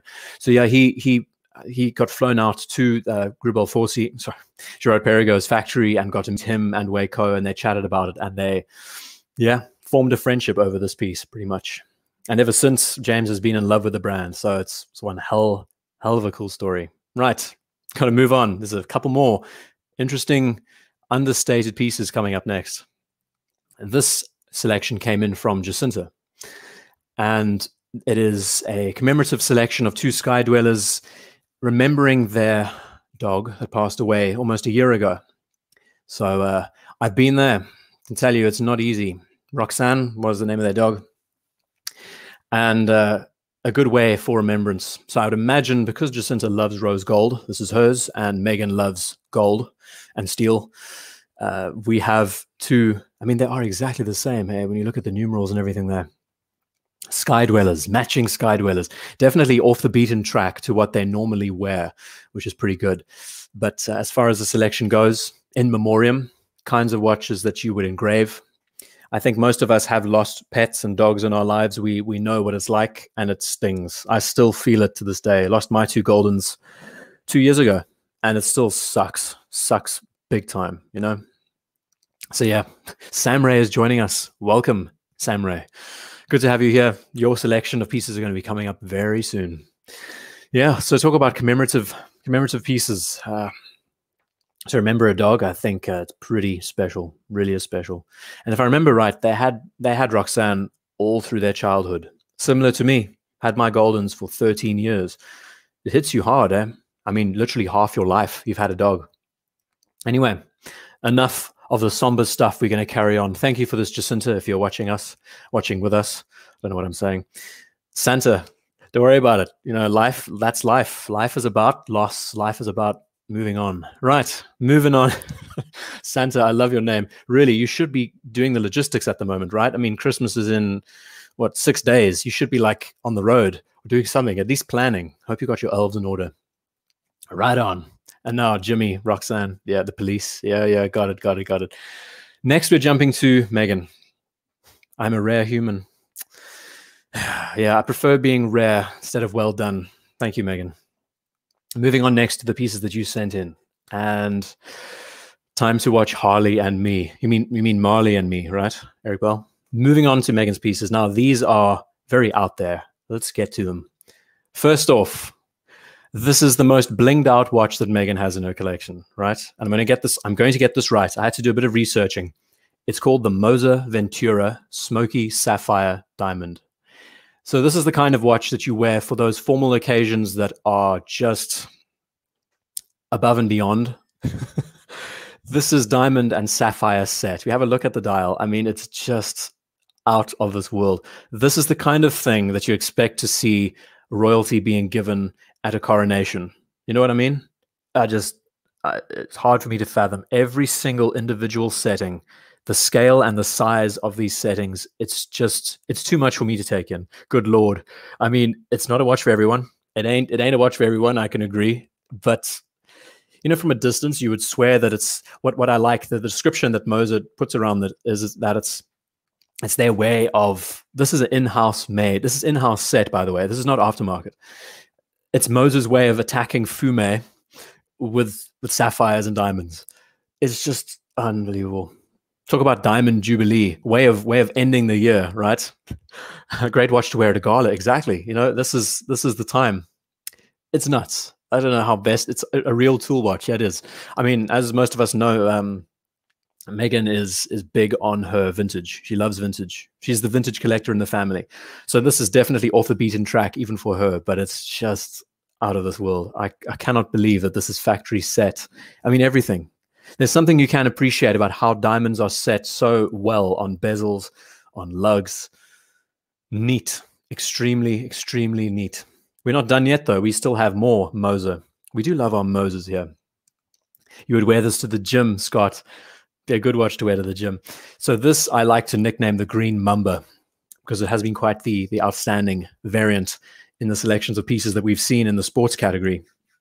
Moser is going from strength to strength with their sports watches. The Streamliner release, I think, happened at the end of last year or the beginning of this year. I can't remember. Remember, I've done 110 videos, so it gets a bit misty. So this being the Streamliner Center Seconds, and this being the first edition of their standard time-only reference in the line. It's also not a watch for everyone, but it does have, I just love features like the bracelet integration. I think we featured this exact watch the other week by another viewer who sent it in. You know, the lobster tail, the cushion case. If it was me, given the opportunity to choose any of these in the Streamliner category, the funky blue, which they've just released, would be the one I would jump on. I think they have just nailed that watch. Something about this piece and it being a chronograph speaks to me more than the time only, personally. But there's just too much. There's just too much to talk about in this area. Just dig how they've done the racing dial. It also is true to Moser's aesthetic in many ways. They don't have any superfluous BS on the dials. The fume aesthetic is there. The racing track is outstanding. It just speaks to 70s aesthetics. And yeah, I could talk about this watch for hours and hours. But we're going to move on. We've got to move on next to another Moser. I have an African gray parrot that lives 50 plus years that will definitely outlive me. Mr. C, that is insane. Yeah, I mean, talk about age and life expectancy with animals. It does get a bit excessive, right? Some, I mean, what the Galapagos turtles, tortoises, they live until like what, 200 plus years. Nuts. I would love to experience the bracelet on this. I've experienced the Nautilus bracelet. I've experienced the Royal Oak. The Royal Oak bracelet is a cut above. I would love to feel what this is like. Conformity, I just think they've done such a good job. We're not done with Moser yet. We've got to continue. And this was quite the outstanding outlier again this year, being the MB&F and Moser collaboration. And I love how they've done this. So we know how MB&F attacks their watch designs, and we know how Moser does the work. This is also a left-hand drive. Kind of cool. So I could technically wear this, you know. So we have here just such a good cross inspiration between the two brands. So MB&F with their domed crystals that they love, the elevated angled segment, Moser with the fume dials. They brought out a selection. I think they brought out a variant with burgundy, green, blue. I think that's right. I don't even know what the metal is, if it's platinum, if it's white gold. No idea. But just simple things like the exposed tourbillon at the top. Just remember this dial. It's kind of like a racing watch in a way. You could wear this and drive and, you know, put your hands on the steering wheel and be able to read the time easily because it's offset and quite easy to read. Samurai, don't worry. I've got your submission of the Save the Ocean. It'll be coming up in a moment. Finally, a Moser with indices. Hold on a sec. With indices and minute markers on which I can read the time. Yeah, I mean, it's another thing. The divisive element about Moser is that they do sometimes reduce so far that it's difficult to read the time, but then it's a part of their aesthetic. What I appreciate, I don't know if this is probably the best to look at in this category, but we are going to have a look at another one later. I'll keep that point for later on. The dome is nuts. It really is. I mean, it's literally a snow globe on the wrist. You could do so many quirky things with texture and glitter and stuff inside the dial if you wanted. Yeah, this is fun. We're not done yet. We've got one more. And I've never seen this variant of the Essence before, but Megan loves her Essence pieces. And there's so many in this category. One of my favorites is it's the green variant. It's olive drab with like an explosive radial brushed dial. This one, notice what it says on the bezel. I didn't see it at first, but it says now it is hot. Sorry, now it's better. That's it. I don't know what this has. It's probably an incentive for a charity of some kind. But I do dig what they've done here. So it's ETA based, right? It's an ETA inspired caliber that they modify, if I remember right there. Small little touches. Again, it's industrial design. I love how they've, not only is it an oil filled movement and everything is flat and it's kind of easy to read. Let me try and read it live. I'm going to butcher this so badly. So it's kind of like 335, 330, yeah, 335. Got it. This is temperature, I think. Temperature. And this is your power reserve, and this is your running seconds. Don't crucify me if I get it wrong. There's so much to it. Yeah, so I'll leave this on the screen for a moment and catch up with the chats because I've missed you all here. I've been trying. Santa asking me, would I keep or flick a new 58 blue? Well, I got to experience one for about a month and a half, Santa. And personally, I don't think it's the best watch for you. I think because you love red so much, I would go for the burgundy, given the option. But I had this strange time with the watch where in the first 2 weeks, it's that new watch craze. You know, you get it and you think it's one of the best. But I did fall out of love with it quite quickly. And maybe that was down to it just being kind of plain. Even though it was blue, the blue was very vibrant in natural light, but offset indoors, it's not as exciting as you would expect. Amazing in the category of being an everyday wearer, a beta watch. It's an outlier because it does have a blue dial, which is something, I guess, which is quite conventional now, but it's for a collection edition. It's good. It's a great piece. Personally, I would sell a Black Bear 58 blue given the chance. I haven't experienced the gilt dial for long. I might feel different about that model. Anyway, got to carry on here. I've been chatting about these pieces for way too long. Megan, James, Jacinta, thank you for sending these all in. Been a great time. It's been a hell of a year to experience some extremely diverse, rare, and attractive watches, right? Seconds top left, days bottom right. Oh, thank you. That makes more sense. Again, they do change up the formula very often with the way they arrange their dials. LCD, no, it's not. It's not an LCD dial. Oil filled, so it's flat as. Think of what's the model of the Zin out there? It's like a Zin Easy. I'll never get it right. The Zin X something or other. It's also oil filled quartz. This uses the same kind of approach. Fascinating. I'd recommend looking up Watchbox reviews. That's what got me into these pieces in the beginning. The hands are a part of the dial. Yeah, there's lots to learn about these. The UX. Thank you, CD Canoe and Neferion and Eric. The Zin UX uses the same kind of idea with oil filled. It's a great watch, by the way. Have a look at that too, Zin UX. Next, we're jumping to Gregor. And we're going to start with, we've just had a look at Moses and diamond setting and all sorts. Now we're jumping to a Seiko Matic week data. Hold on a sec, we have a reference here. Another very easy reference to remember. 6206-8990T from 1964. Remember that. So this is a classic in the space. Seiko, when they were really making marks and headways on the European side of the world, in the 60s, we saw, I'm thinking of the dive watches and the 62 MAS and then the Willard and that huge splash that those watches made. But they call this the week data. And we get to see here that we have not only the date, but also the day sitting in the corner in a different space. Now, having a look at it, I'm pretty sure these windows, these wheels, are arranged just like how we would expect to see them on SKXs and everything else. It's week data is a good name, right?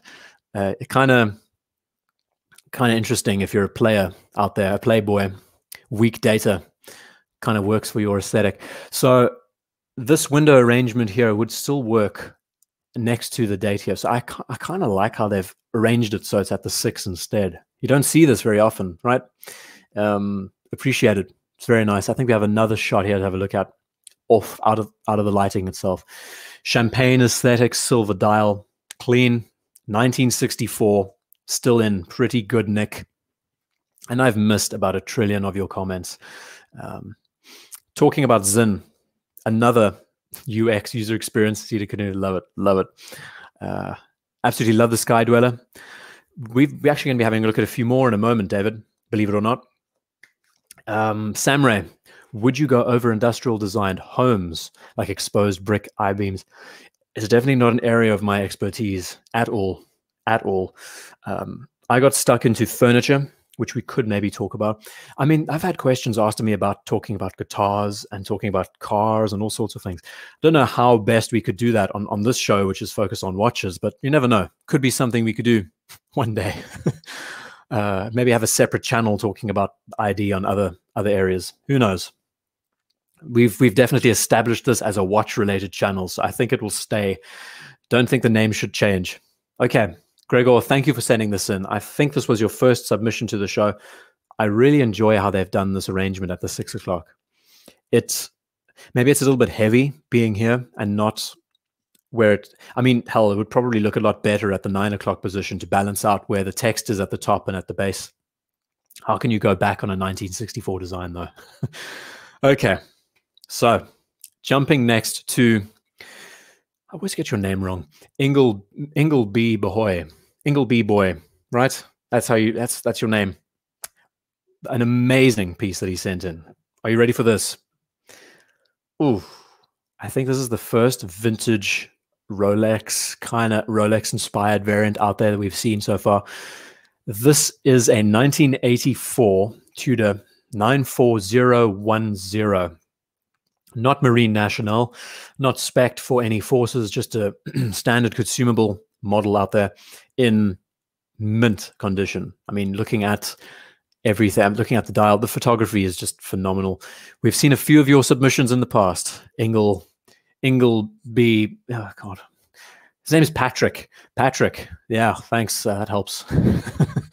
So yeah, the snowflake dial, snowflake hands, it's where it's at. I think it's just what makes this watch so good. We've spoken about it a trillion times. I think over the course of this Wrist Shot Week show, I've probably mentioned it 15 times at least. But the square aesthetic just breaks up so nicely. It makes it such a legible watch. You're also dealing with a very rounded aesthetic when you look at the curves of the lugs, the roundness of the dial and the bezel. So what makes it even better is that clash of square next to round and how it's readable. Sadly, Tudor's identity now is looking at a different category altogether. Closest you'll get is the Pelagos, but this is where it all originated. And the detail, I mean, this is a beautiful photograph. You can actually appreciate the rust on the second hand if you really want. You know, some of these photos are so professionally done. It's just, it's so nice. It just makes these shows even better. I hope you're seeing this in high def. And I'd recommend you watching this in the lounge on the TV screen, personally. But yeah, beautiful burgundy strap. Where do we even, can't go wrong with this. Right, another question posed to me. Mason, if you want the day in a long format, it has to go 12, like the Rolex President, or 6, like a, there isn't enough room for the long day at the, oh, I got it, Mason. Thank you for that. Again, me and watchmaking and space. I should be good at my space allocation, but still, it's a beautiful, I think this photo was about 10 megabytes in size. I mean, you get everything. You get the individual scratch on the bezel itself. You can actually see the machining on the individual. It's just ridiculous. Yeah, beautiful photo. Patrick, thank you for sending this to us. Beautiful. Next, we're jumping to Jay. Jay sends in a Breitling, oops, come on, Magic Mouse. Breitling Aerospace E65062 repetition minutes. Now, this watch really left a mark. I think when it comes to watches from the 90s, this is an example here that definitely speaks to that time. And they still are popular today. You can pick them up for great prices, and I love it. So it's a quartz piece. I don't know the full story and development behind the movement, everything there. I would imagine it's a Swiss quartz movement. I'm not going to say Ronda. I don't know if they were making in-house quartz movements at Breitling back then. But these aerospace models were and still are so popular, and I dig them for what they are. Notice how the indices, should I say the numerals, very reminiscent of what we see from the modern Explorer line. This typeface, I actually want to look up because we've noticed it quite relevant. It's there in and around. Very complex crown, Eric mentions. I don't even ask me about how to set this and everything there. Lots of cool features, and it speaks so well to Breitling's aesthetic, you know, with the bezel, with the accented areas there, the rounded. I mean, I don't even know if these are movable ball bearings, but I like how it's been incorporated. You've got flathead, what should I say, flathead screw that sticks out, even though it's not flat. So many. There's also a countdown bezel by the looks of things too. Yeah, there's so much there. But they are variants that have tritium dials. They're variants now, the more modern ones that have surrounds around the numerals themselves. And it just goes on and on and on. We could talk about this watch. Maybe I should do a video. But if I do remember right, it was such a standout piece through the 80s and the 90s. Well respected, still is highly appreciated for what it is. Another excellent beater in a collection. Going against Breitling's identity of polishing everything. Everything's brushed here. I don't even know if this is titanium. And again, repetition minutes. Don't get me started. It would be nice to talk about this piece. Aztec sundial, Forbin. That's great. Megan, thank you for the super chat. It's good to have you here, Megan. I'm imagining it's like afternoon where you are at the moment. It's just about to hit midnight in the UK. So I think it's time for more coffee. Titanium, yes. How did I guess that, Neferion? That's good. Nice piece. Really is quite the outlier. I mean, just small things like brands, get on with these serifs. We've got to enjoy more serifs on our dials. Pencil-styled hands. It's super legible for what it is. Yeah. I mean, owners swear by them. Can see why. Oh, geez. Mooseman saying now the sound dropped out. You're kidding, right? You are kidding me. Help me. Everyone commenting one, thank you. So you can hear me. It's almost like I'm breaking up in certain parts of the world. Sorry about it, everyone. Real apologies. Coffee time. Coffee number 3. It's so funny, eh? It's so funny how it's not working. It's almost sunset in Mexico. Yeah, it's been pouring today on the South Coast.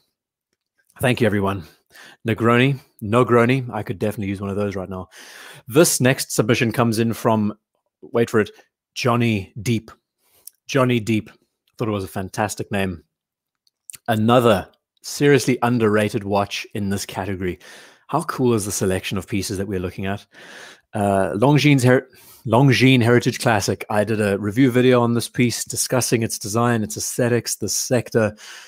So many small nuances and touches to it that they've improved upon. And in this category of entry-level-ish models, ones that are outliers, this is definitely one. You barely ever see sector dials on pieces. The ones that come to mind really are in the micro brand space, and JLC with their sector pieces that they brought out a couple of years back. So the fact that they are trying to bring in this whole new segment, I think it was based on a watch from 1938. Don't crucify me there.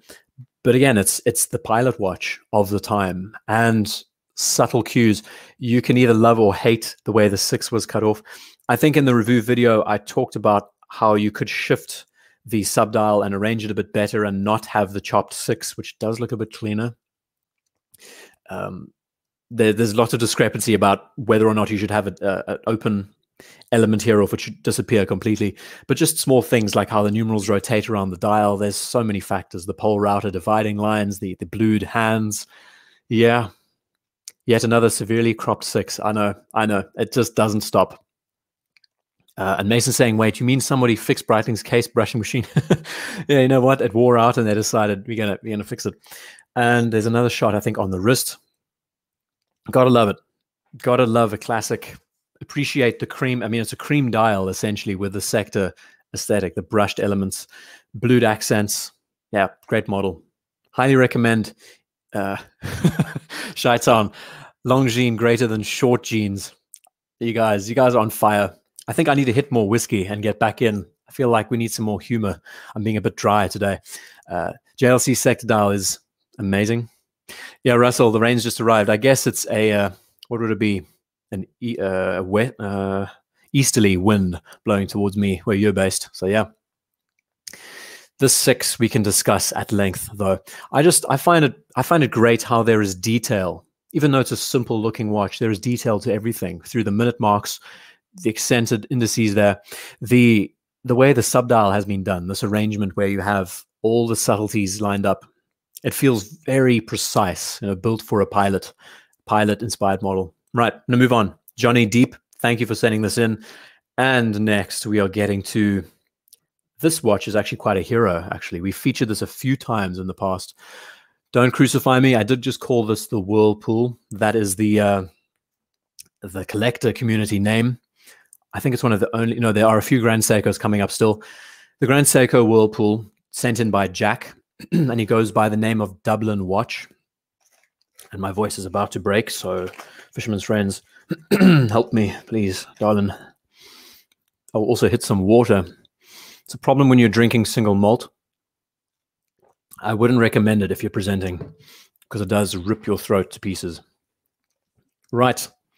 So I have this theory that the reason why they are so elaborate with their dial arrangements and the finishing is beautiful is because it's just something you can't replicate. If you were someone who wanted to make a third-party model out there, it's virtually impossible. I mean, look at it. How do you manage to get that kind of work done? It's stunning. It's a high beat movement, so it's not a spring drive. 36,000, it essentially means that this watch looks like a quartz watch, the way the hand ticks. It doesn't tick. It's just smooth.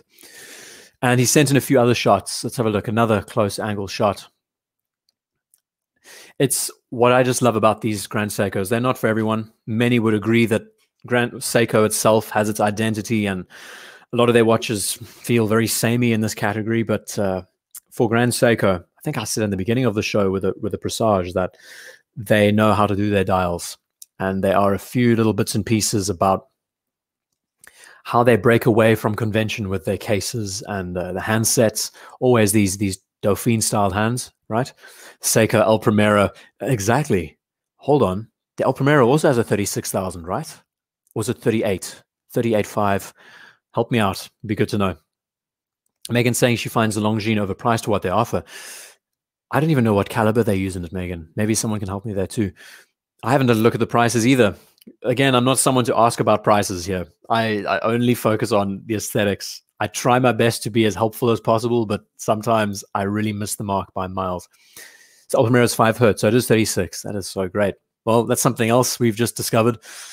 And yeah, the Whirlpool is a gem. Some cases in the Grand Seiko line are better than others. Again, me and my references in the Seiko family, not good.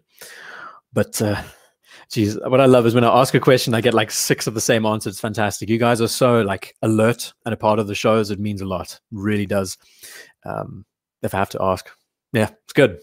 Nice looking piece. The photography is also incredible. I should also focus in on. These are also like 10 megabytes in size. So we get to enjoy all the little macro details there. Grand Seiko, love it or hate it. Some people really dislike the idea that Seiko is on their dial. Personally, if it was me and I was in charge of Grand Seiko's identity, I'd get rid of the name and just leave the logo there. That's all you need. You don't need to double up. It's like if Omega was spelt with an O, you use the O as the logo. Like Rolex being spelt with an R, you use the R as the logo, and then you put Rolex on underneath. It's just unnecessary, you know. Certain manufacturers go their own way. I think in sticking with Grand Seiko's traditionalist approach, it's a much better idea to not have the name on the dial and just leave the logo there. That's all you need. Less is more, as John says. And Seiko is all about minimalism in their own way.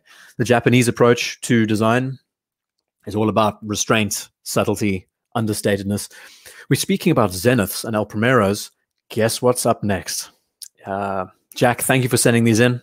Jumping to Jeremy. And we chatted about the A384 a second ago. I think Demetrius was offering to send it to me from Greece. That would be a win. So Megan says, dials are always interesting on the GS, but they still don't really move me. I mean, it's the same with lots of us. I think the dials do definitely have their own way, but Seiko feels like Seiko. Whether that's a good thing, bad thing, it's your appreciation, your opinion around the area, right? So Mr. Williams is joining us. I'm going to botch your name, Wyatt. Thank you for joining us. Eric Bell saying that's my next watch. I would love to get this. What I appreciate, it's another reissue, yes. Why I'm so attracted to reissues, I don't know. I guess it's just they so represent their time. You're dealing with modern movements, which is great. You don't have to worry about servicing as much and all of that. But I feel like this just speaks so much to I love the story to it, you know? The Seamaster that I got, the first dive watch that Omega ever made in 57. This, essentially the first automatic chronograph ever made. I love that, you know? The peculiar lugs, the squared off case is just so true to 1968, 1969. Hans is joining us. Welcome, Hans. Good to have you here. And yeah, many more of you are joining us. So yeah, I mean, we've chatted about this watch so much. I don't know if 73 Math is joining us, but this was a feature of the cover a couple of weeks back when we did a show. And yeah, the Panda aesthetic is there. There's just so much balance. The offset date window doesn't bug me at all. I think it's out of the way and only there when you actually are pointing it out. Oh God, now it's hailing outside. If there is a signal break, just know I'm covered in hailstones. Yeah, there's so many small touches. We could talk about this watch for ages and ages. I should try this piece, yes. My opinion on the Zeno Revival, the Revival Shadow, I have never heard of it before, Tao. That's another issue with Zenith. Similar to the Speedmaster, they have about 15 trillion models and reeditions and everything there. At this point in time, great watches to look into because the attention is all towards Rolex, Omega, other names. Zenith still very underappreciated.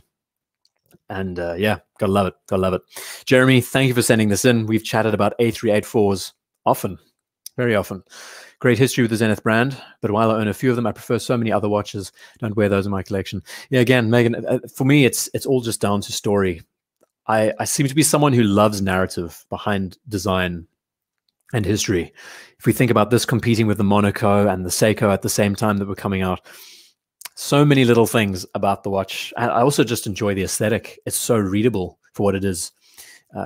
But yeah, I guess that the polarizing aspects, the squared off case, the lack of bracelets, unless you pay an extra bit, hail weather.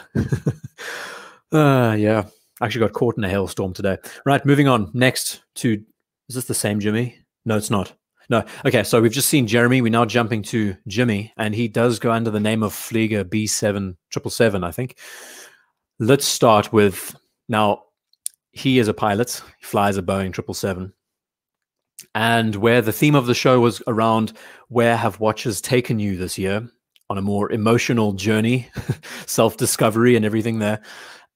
Because he's a pilot, he has been able to travel. So these are where he has taken his watches this year. Submariner, I'm not even going to try and guess this one. It's a tritium, so maybe it's just a 14060, I think. This is in Amsterdam. A nice setting in Amsterdam. We're going to see some world traveling here, I think. Moving on next, after the sub, I think this is the only no-date sub we've seen. It's also one of the only 5-digit references we've seen too. Isn't that cool? These shows are all over the place. Next from Jimmy is the 39mm Explorer, my love child, in Tokyo Station. Oh, you are with us. Thank you, Flieger. You're saying 1995, almost a birth year watch for me. That's one thing I'm trying to suss out. I'm at this point where I'm thinking to myself, find a birth year, a 1993 model. What I just hate so much is that these, in particular, these 5-digit reference subs, I think one of the greatest in that final closing off phase, between this and the last, transitional 5513s. I think it's such a fantastic swan song of a watch in the Submariner line. The downside is that they're all polished to absolute. It's depressing. You go and have a look. You type in whatever. I mean, birth year for me is 93. There's like 100 listings, and every single one of them, they don't have sharp lugs. The bezels are destroyed. The hands have been replaced. All kinds of BS. Bugs the hell out of me. That's all I can say. So finding a near mint. I mean, I want to go deep.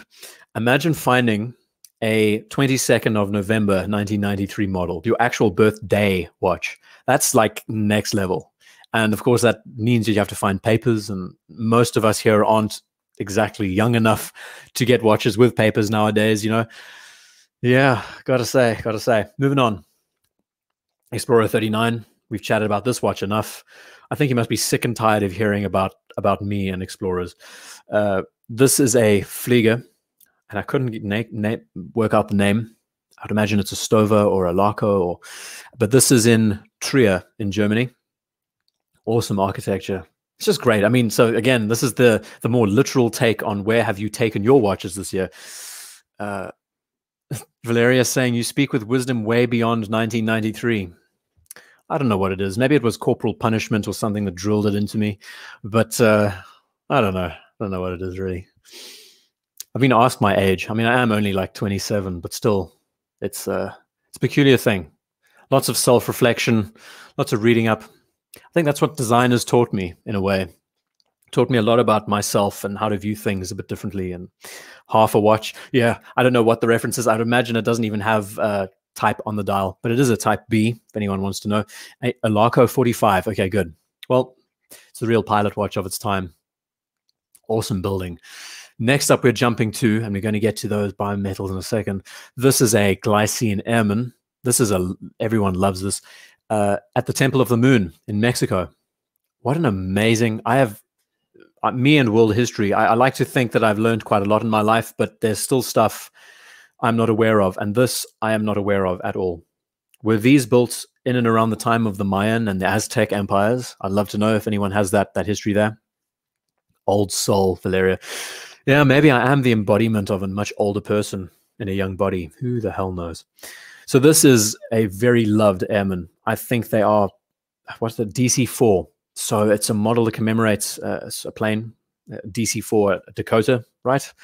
Don't crucify me. It's got a Cyclops lens, which is something else. It's 42 mils, so it's a great contemporary size.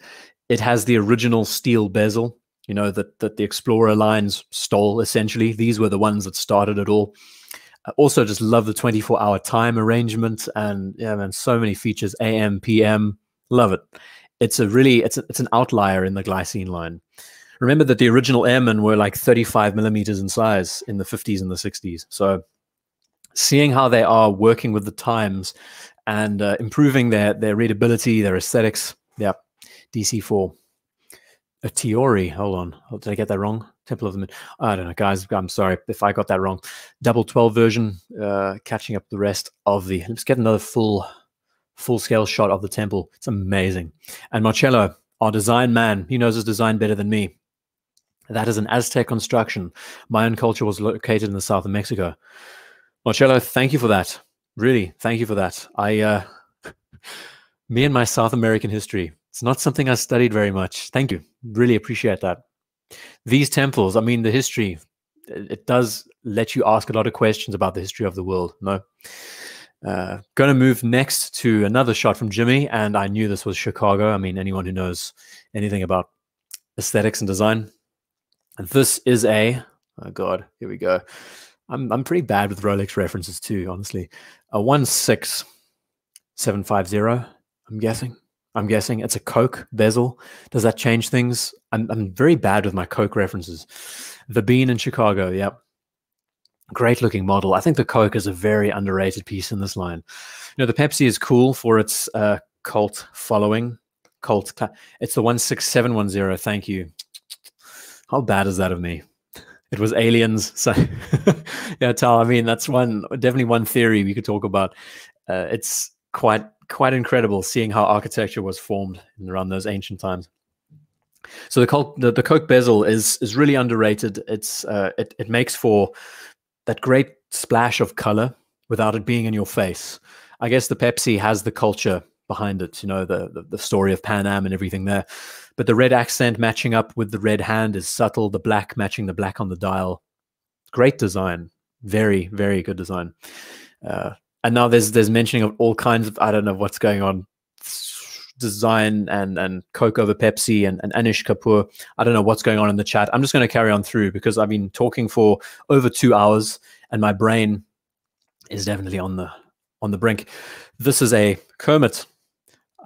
Don't ask me if this is the Gen 1, Gen 2, or Gen 3, but this is flying over the North Atlantic, he mentions to me in the mail. And yeah, the original Kermit is where it's at. I think I feel like this is one of the last renditions because of the bezel color. Or maybe it's one of the first. Maybe Santa can help me. He's done a lot of traveling. He's done a lot of delivering. Maybe he can help me here in this.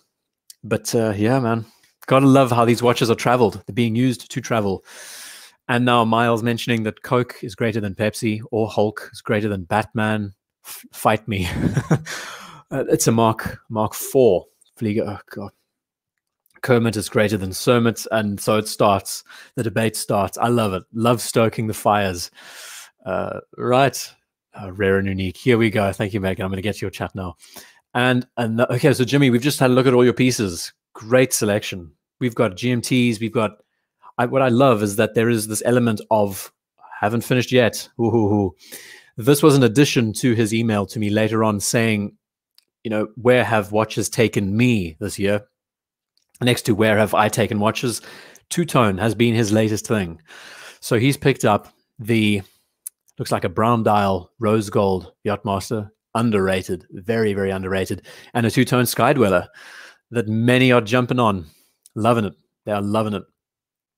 And a few of us on the show have this exact model and variants that are in steel and so on and so forth. I like this pairing. You have a nice collection there. Flieger B77. Megan, thank you for the super chat. Really, I'm extremely wise, rare and unique. I love those Phillips names are never going to die down, right?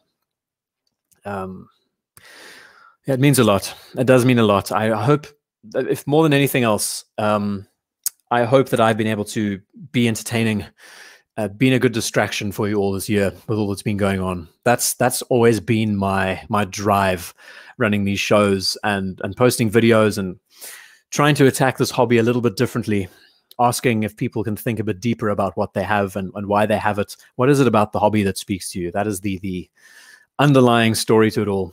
I see Mark is joining us. Welcome, Mark. Pleasure having you here. Don't worry. We've still got some great stuff coming up. Megan, really, really thank you for the super chat. I can't thank you enough. All of you who have supported me, supported the show, done this. I mean, if it wasn't for you, we wouldn't have 20 episodes of Wrist Shot Week. 20 episodes. Just think about that. That's over 100 photos. 20 of them. So that's 2,000 photos I have. Come the new year, I'm thinking of surprising you all with something a bit special. Rare and unique, we could even say. Okay, Jimmy, I've got to move on from you next to John, who sends in a shot of the Explorer on Ostrich. John, do not watch next week's Explorer video that I'm going to put out because you might be very miffed by what I have to say. The Explorer has definitely left. It's broken my heart in a few places. Right. Let's see what else. Take a shot. Yeah, you know what? Let's do it. Glen Keith, very cool whiskey. I got to admit, I have been splurging a bit on whiskey over the last couple of weeks. Keeping up the stores and the supply. Over the course, I probably have enough whiskey now to last me throughout next year. So it's going to be a good time. You're going to have a non-sober ID guy to deal with. Mark saying, sorry for joining late. Really, don't worry about it, Mark.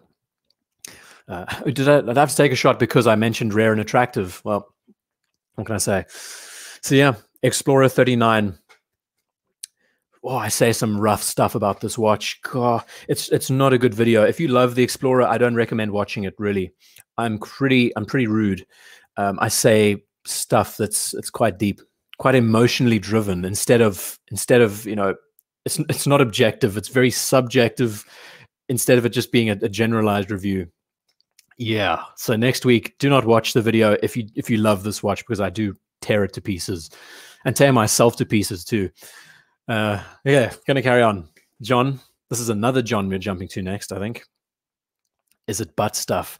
No, Clive, it's not. It's kind of like tearing a second nought. I would say in a way. You should call the show Exploring Watches.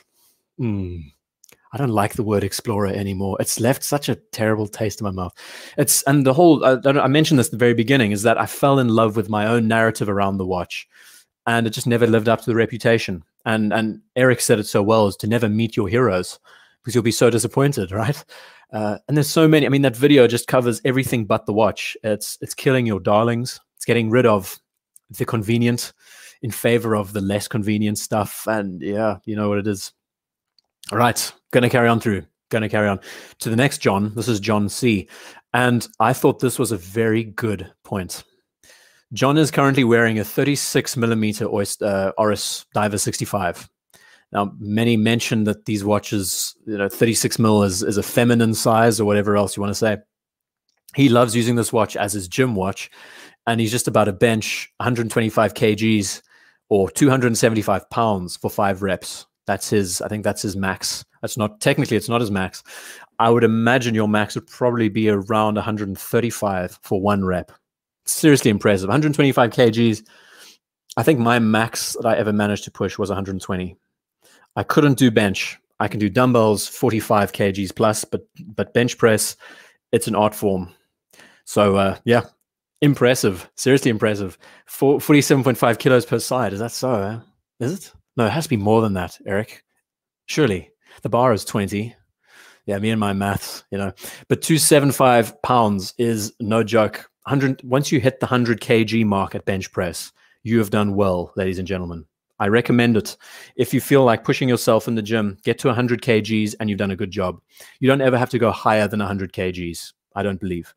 Try and bump out those reps. Try and get 10 reps of 100 and you're in good shape.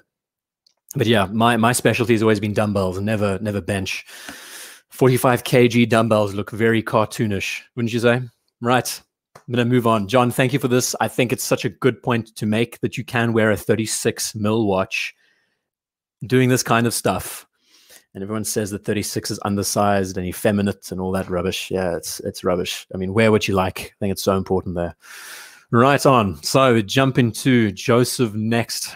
Thank you, John. And Eric is giving me some maths lessons. Let's get to it now. So we have our first IWC pilot. Now, one thing I struggle with the IWC line is knowing these references. I don't know what I'm looking at here. Is it called the pilot chronograph? It probably has a long reference number line attached to it. But IWC has done a good job. They're keeping to their aesthetics, their motives. Yeah, I love 36. I mean, there are a few of us out there that do enjoy the smaller watches. Not everyone's favorite, though. But I mean, there's great watches to enjoy. So Eric mentioning each plate is 20 kgs and 5 and 2.5. Thank you, Eric. Yeah, I mean, yeah, I didn't count all those numbers up. So this piece, I like how they've managed to keep very true to the Flieger aesthetic in their own way. The IWC, this is basically the essential of an IWC branded watch. Triangle with the 2 dots, and I don't know so much about the chronograph arrangement. This is definitely divisive. In a way, it kind of counteracts the weight of the day-date complication here. Not for everyone. I do love a Flieger dial that's fully numeraled up. So yeah, it's its own thing. But great piece, and I think he sent in a few more. This was actually an awesome selection that he sent in. Let's have a look. So next from Joseph, he sends in a Pam. I think this is the only Panerai. This was his most recent pickup. I've been looking at Panerais very differently. The reference is a 1392 for anyone interested out there. Mentioning about 36s again. Blaine asking, I was interested in 36mm models from Breitling, but Breitling is advertising them as ladies' models. I know, right? I don't understand how you can... 36 is so unisex. Even 39... I'm sorry, even, yeah, 39 has 34, 36, 39, I think falls into the unisex category. How you can brand it, I mean, think about it, man. The Dirty Dozen pieces were basically 33mm field watches. You're telling me that those guys in the 40s dodging bullets back in the day with female watches on their wrists? That's pathetic. I don't understand how they managed to do that there. But I don't like Pam. Clive, it's good that you're still here with us. I really hope you are recovering okay. So 36, yeah, I mean, I think I mentioned it in the OP video. The 36 has this beautiful relationship between the case and bracelet that I don't think many other watches manage to do just as well. I think what makes a watch so great as a piece of jewelry is that you can appreciate both the bracelet and the case together. Some do it better than others. The 36mm size lets you appreciate them both equally. 39 is also brilliant. I agree, and it sits right there. I mean, you can't bash a five-digit Rolex case in the sports line. It's just beautiful proportions. Interesting to see where we're going to go with that in future. Okay, so this was his last pickup for the year. I have been looking at Panerai a lot recently. I could see myself wearing these pieces. I think it's just their aesthetic is so unique to them. The way that, especially in the Luminor line with the crown guard and all of those aspects on a NATO strap, on rubber, would be such a good working watch. And the sandwich dial, there's so many nuances and influences behind the design of this piece. I think that's worth discussing a bit more. Maybe I should do more. What is going on with this mouse? Maybe I should do more Panerai related things in future. I believe some are 38. They are scaling them down. There are, I think, like there's a reference from 1930 that they're bringing back in a 38mm size. My magic mouse is twitching out on me. Hold on. Pam, they are coming back. I think so, Megan. If it was me, given the opportunity, I would jump on the ID bandwagon that Panerai is starting to push. Should I say they did it for the Philips auction. It would be so nice to see the loom. I loved how they integrated the loom around the crown guard and modernizing it in a few places. Right. So and don't even begin to ask me about Panerai references. I absolutely useless at them. And Bobby Legs, welcome. Good to have you here. And everyone else who's joining in. I'm really struggling with keeping up with the chats. You guys have been so attentive. Right on. Next to another shot from Joseph, his Seamaster. This looks to be, don't correct me if I'm wrong, this looks kind of 36-ish. Maybe it's the 41. Maybe it is 41. Is this the... no, we saw a modern Seamaster at the beginning of the show. Aluminium bezel. It's not a watch for everyone. It definitely has that 90s flair to it. Great to see how they've modernized the watch. The bracelet just speaks to the 90s so well, and the bezel color looks good, right? Very aquamarine. My folks had a VR6, a Mark III. Was it a Mark III? Mark III VR6 Golf in this. It's a Porsche color, isn't it? Had it custom ordered, and it's such an exceptional blue. I love it. I don't know what it's called. If there's a German speaker, maybe you can help in the chat. with that a bit more. The Prince William watch. I don't know if this is 36. I have a feeling it might be 34, looking at the proportions on the dial. Maybe not. No, looking at the width of the bracelet, it does look 36-ish. Yeah, the William watch. This is a mention about it being automatic. I don't know. Maybe it is quartz. I guess looking at the seconds hand, we could say it is quartz. It's hitting the marks. Who knows? Next up, and I love this. This is one of the showstoppers in this category here. How cool is this? Sorry, Magic Mouse, work with me, darling. Speedmaster and Pelagos. This is the, okay, so this is the Speedy 90, this is the Speedy 57 on the left. And is it? No, it's not. It's got, hold on a second, help me here. This looks just like a 1957, but it's not. I think they call this the Speedmaster 57. It's not the 1957 reissue.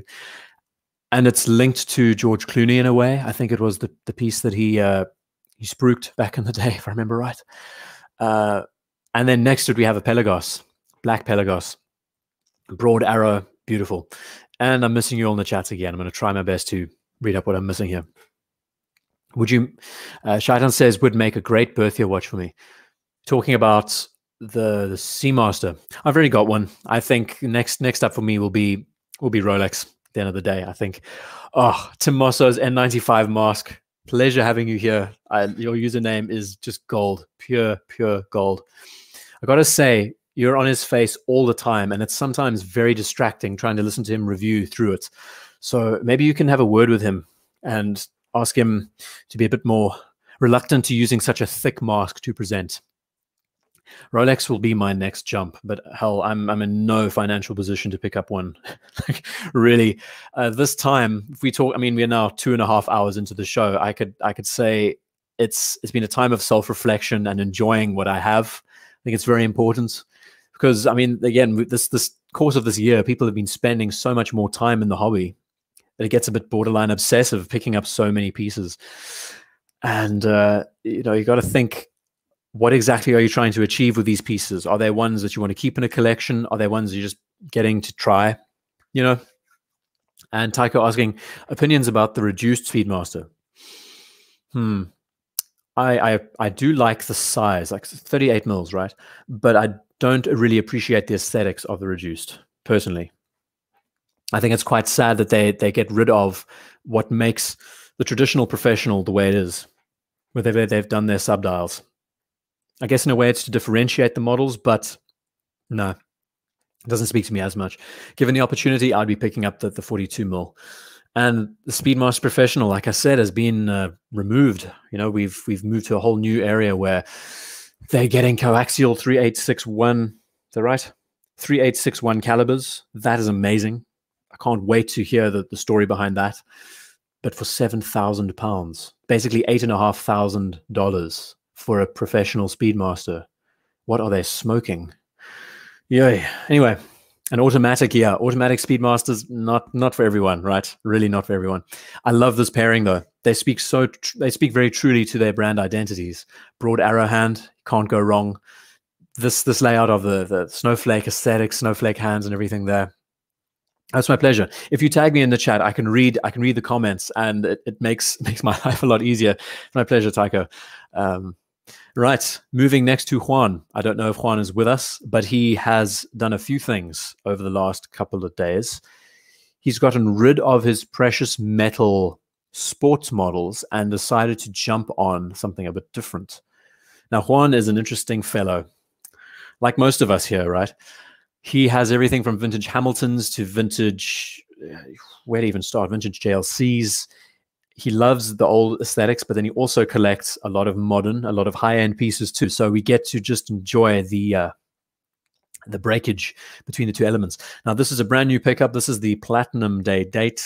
Don't ask me references. I am pathetic with them, but it's a special watch. There's so many little facets to it that I think is worth exploring a bit. I'm going to take a shot because of that. I don't want to use the word explorer anymore. I've sullied the name Explorer to myself. I didn't realize that this dial is actually broken up into almost like a linen effect. You see how we have verticals and horizontals. Don't know about the Romans, though. We can talk about this in a second. I didn't even know that these models, this specific platinum day date, I'm reading perpetual there. I didn't know the specific model had texture on its dial. I thought it was flat. So now we get to enjoy it. The X numeral, I know it's beautiful. The thing is, it's so modern. And you have to ask yourself, does it go against the traditionalist approach of the Romans with all the serifs everywhere? So Juan got rid of the gold Daytona for this. Yeah, I think that's what you mentioned in the email. It's great. It is really great. So, I mean, I do like how they've done it here, where the single indices are on either side. It's just balanced. The watchmaker's 4. It's very well placed. Just squint your eyes. I'm going to try and draw a triangle for all of you here. You squint your eyes and look at this vertical triangle running across. You can see between the 10, the 2, and the 6, there is a nice balance. Between the 4 and the 8, there is a nice balance. Yeah, it's good. Well addressed. Does this watch deserve a fluted bezel? I don't know. And then I mean, look at that texture. It's an amazing watch. It is, oh. You see, when you get to see these kinds of photos, you can appreciate them in different lighting environments. And here it's just something to observe. Hey? I love the use of blue. Very nicely done. And it's also quite subtle, considering what it is. Platinum day date, the play date. Yes, that's it, Shaitan. Thank you for that. I like that. And he also sent in a shot of the clasp. Now, what's beautiful is this is a brand spanking new model. So there's not a single scratch. This is a scratchless bracelet and clasp. One of the best clasp integrations. I think it is the best. I'll go out there and say it's the best clasp integration on any Rolex out there at the moment. It's just what it needs to be. Surprising that they aren't incorporating this kind of aesthetic into their other models, like the Jubilees and the you know. I love that all you have is a hinged Rolex logo to open it up. And yeah, man, I mean, I only chose, he sent me about 5 and I've only chosen 3. I thought 3 was enough to have a look at. But the Roman layout it's very good. The open X is great. It's very special. There's another shot. Come back. That is so mod. It doesn't even, I mean, this doesn't even feel like Rolex anymore. You know, it's like moving on to the next era. And these aren't new. I'm pretty sure these have been around for quite a while. Correct me if I'm wrong. I don't even know when these were started. I think they were like 2010 and they still are around. Right. Next from Juan, he did send me one more shot of his overseas. This is his pride and joy. And I thought this was the best shot we could share on a black leather strap. Now, before I started talking about these watches, they were still kind of stock X, I like that, Ant. They're still kind of underrated, or they were.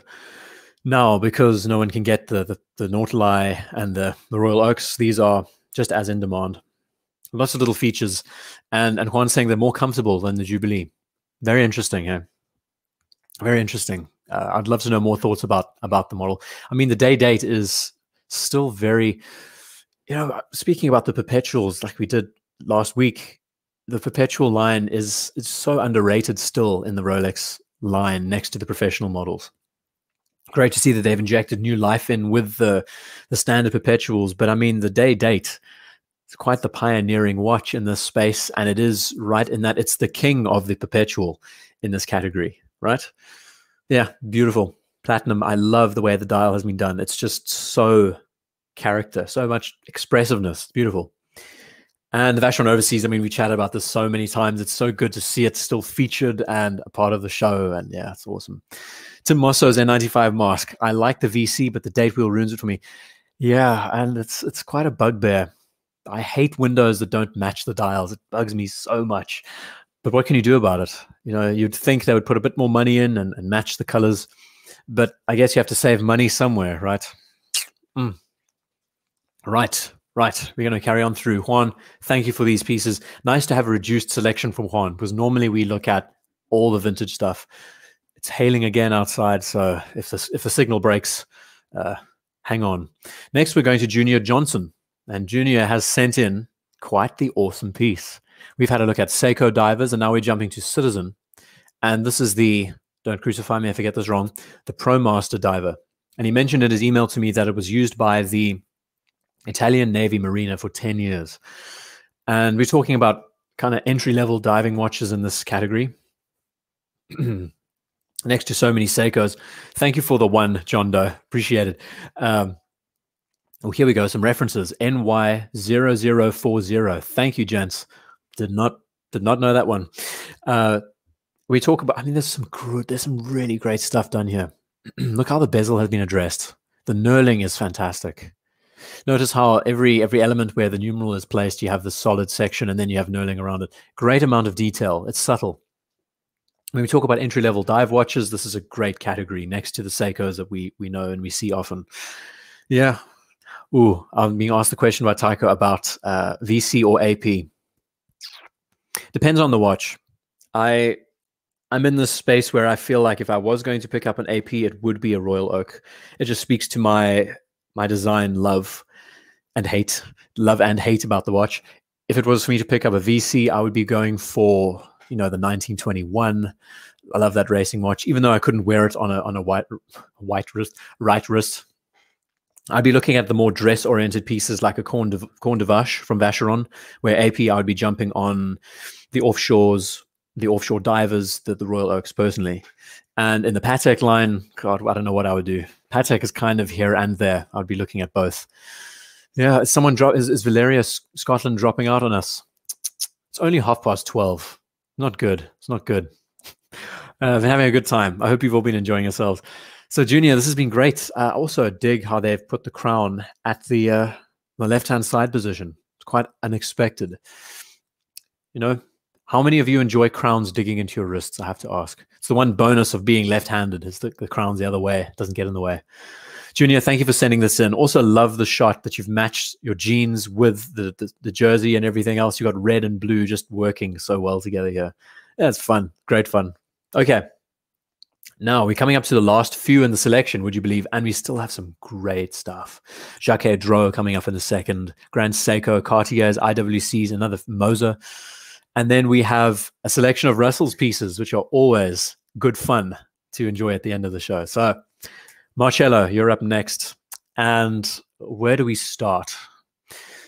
Marcello is an avid industrial designer. I think he has just qualified. And it really touches my heart, warms the cockles of my soul that an industrial designer can listen to these shows and feel like they're learning something about design. Hell, I don't know. I mean, I've done some really peculiar projects in my life. I mean, I've designed satellites and all kinds of weird stuff. So getting into watches was just this avenue, this hobby. So the fact that industrial designers are joining in and chatting and sharing is great fun. Now, he sent me an email a while ago about Cartier, and he feels like it's a brand that he could get on board with and just put all his money into. It's a great collection. We've discussed it on one of the shows before. And he picked this up for his 21st, which is amazing. This is a mid-size 2005 Santos. He has a 7-inch wrist, and it's like a 29 mil watch, but he just loves it. And there is something about Cartier as a brand. I mean, look at the quality of the bracelet. It's still flawless. Do you actually pull the clasp to open it? I would imagine there's no pushes. It's so clean. It is such a clean looking model. So this was actually the cover, the content photo for the live show. There's something about smaller sized Cartier that just speaks. I mean, when Muhammad Ali can wear a tank, it kind of begs the question. Small size watches, they are pretty slick. You can get away with a small size Cartier. And mention of ergonomics, yes, and this is actually, funny enough, this is probably so true to the original Santos in size, if I'm not wrong. 29 mils kind of falls into that ballpark of what the original was sized at for Mr. Dumont. And it's hidden clasp. Oh, it's so good. It's great. Yeah, I love it. The variety of the show has been a lot of fun. And they always are. I never know what's coming in. I'm never expecting anything. And you always manage to surprise me, surprise us. I love the size of this. I hope your eyesight is good, Marcello. That's all I can say. You believe the original was 25 mils. I mean, I still have your emails saved, Marcello, about talking about Cartier as a brand. I need to do it. We were chatting about the Pasha at one stage, and I need to do like a listed video talking about all the various models, the tonneau cases, and everything there. There's so much in their heritage. I just love how they've held this identity throughout their entire existence in the watchmaking scene. Yeah. Great model. Congratulations. Happy 21st. Gotta wish you a happy 21st. Jeez, when I was 21, I wasn't even committed to watches yet then. Huh? I was spending money on other things, guitars actually, mainly guitars, and you know what other rowdy youngsters do at that age. Beautiful model. Congratulations, really. Made for flying a blimp. Yes. Okay.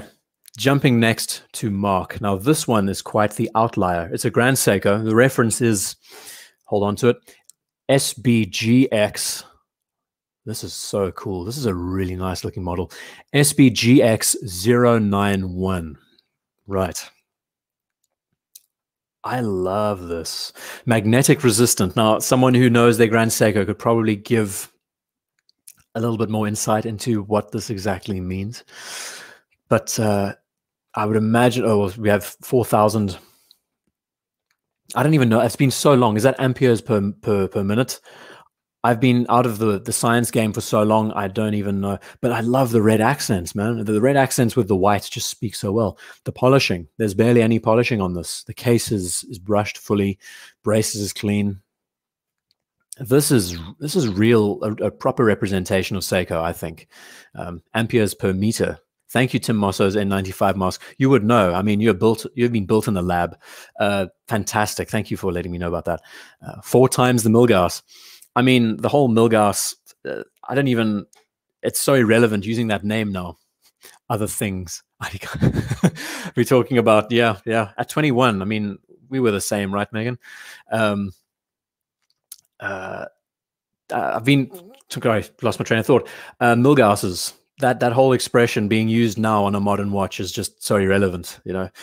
But as Watch Lounge says, welcome Watch Lounge, cleanliness is just gorgeous, really is. And Tim Mosso's mask is helping us again. 80,000, is that so? 1,000 Gauss, that so, okay. Why such, oh, this is 40, oh, I thought this was 4,000. It's 40,000. So it's only half a Milgauss. What would that be? What's half 1,000? Someone help me there. This is good. We're doing maths at like, you know, 2 hours 40 in. Beautiful photo. I mean, this is cover photo worthy. I don't know if Mark has sent in shots before, but holy cow, it's just so clean. This is like just yeah, amazing. Right on. So moving on next, talking about monkeys and I don't know what's happening. 500 Gauss. Thank you. Correct, half Milgauss case. It's 38.8. It's good size too. Really is. And now we're going into EF. I don't know what's happening. Okay, moving on next. Mark, thank you for this. We're jumping to Matt. Oh, we got a good one. We got a real surprise. For those of you who've been staying with us and watching, Jacques Hedro. I think this is the first we've ever featured on the show. This is the Grand Second 39 mil, and I adore this watch. What's not to like? We appreciate. I mean, it's almost like Moser and GP had a baby, a love child together, and you've got this balance, a bit of a radial fume effect. Isn't there like a better word than 500 Gauss? Russell's been waiting for this. I mean, Russell's been with us for like the last hour and a half just to see this model. We've got a great movement shot. You'll see in a moment, Russell. Before then, I need to hit the coffee and I need to get another fisherman's friend in my face. Better. Neferion says Moser and Lunga had a baby. The balance, I mean, it's definitely not for everyone. Having a dial, you know, assigned to such a small amount of space for the details there. There's great balance though. So what do we have? I have never seen a subdial for seconds and a date window in one place. Great symmetry. And it's such a good, these photos are also like 10 megabytes. So Matt, I can't thank you enough for sending this in. I don't know if you gave me a full description of this watch. You probably did. I have to preface by saying that most emails that I get sent in are usually, you know, 4 or 5 paragraphs, and it's very difficult to condense it all into one, you know, simple description. So forgive me. You know, it's difficult at times, but beautiful. I'd also just look at the dial, the radial brush. So it actually, I didn't even notice this. It stems from the subdial and radiates out. So there's actually, I don't know how they managed to pull that off. Look how the brushing works. So it's actually 2/3. 2/3 of the dial is brushed that way. Fascinating. Jeez, mind blow. Right, so we've got some shots of the close-up Now, as we know, I think Watchfinder addressed it best when we were talking about, oh, look at the finishing. Good Lord. Watchfinder addressed it when we were talking about laws of diminishing returns and the amount of money you're spending and the amount of finishing you're getting. It's relative, I think, in a way. The more money you spend, the more time is put into the object. That is generally the summary. So in this case, when you look at these watches under a loupe, there is not even a speck of dust on the dial. It's just absolutely flawless. It's beautiful. It really is beautiful. I need to study up on this brand a little bit more. Megan's talking about JD. Let's see if I can catch up. Beautiful watch, wonderful dress pieces. I'm sure you have one or two. Question again about the 500 Gauss. What is, if someone can give me the Greek notation for 500, maybe we can make up a cool word as we're talking through this. There's also another shot of the hands. Oh, can't get over it.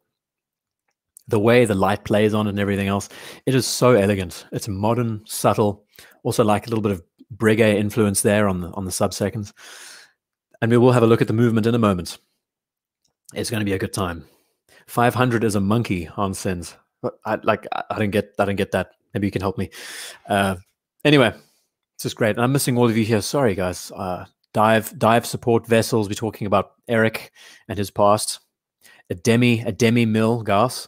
I like that. That's a really nice name. You know what? Mill is 1,000. Yep. All right. Got to love that reflection and those details.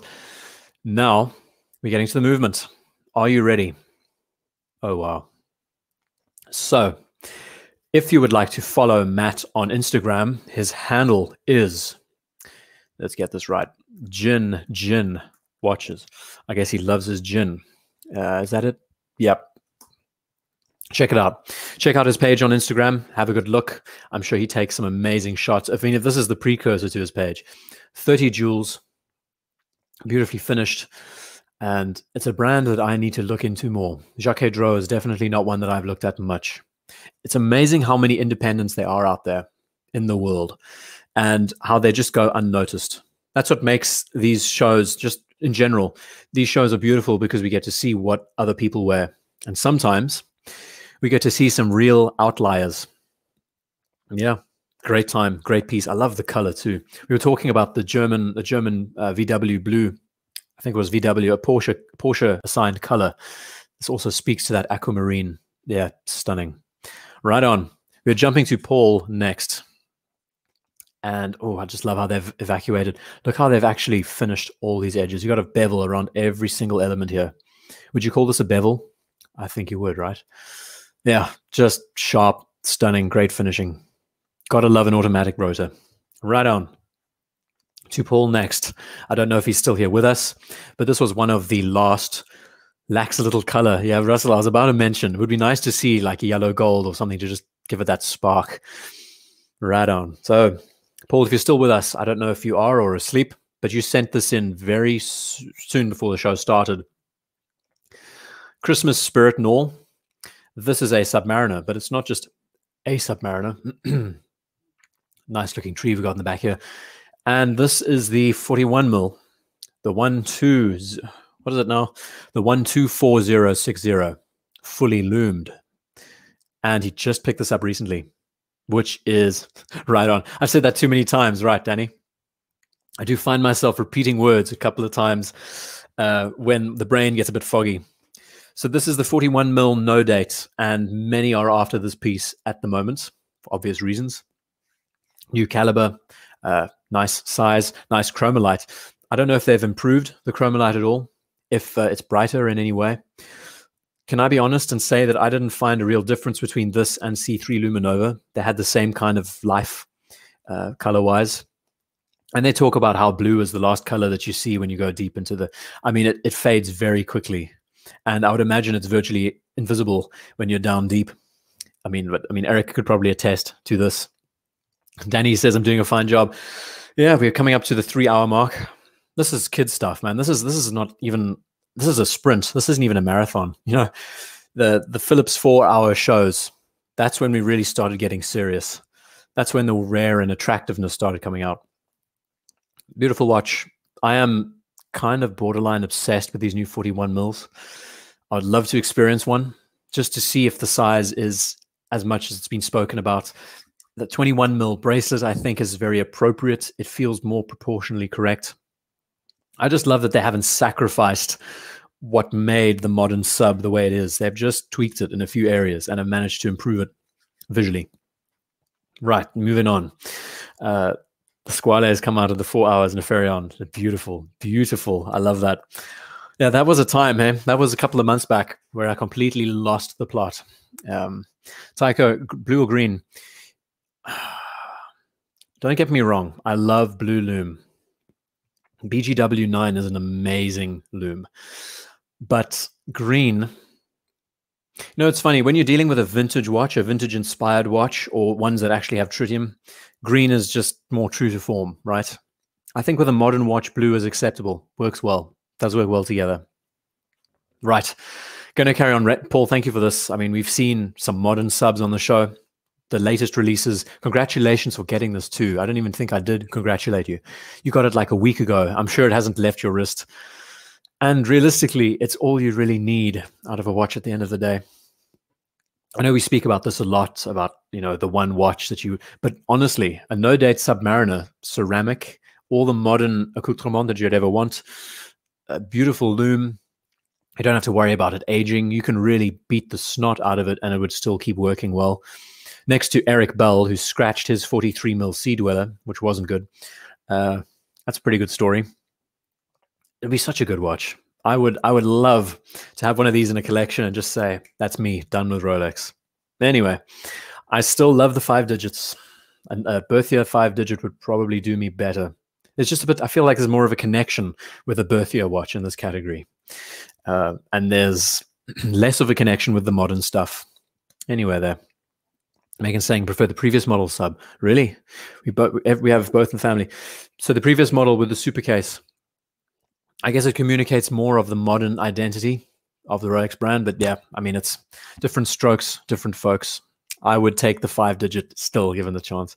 Junior, thank you for the super chat. Thank you for what I do to the community.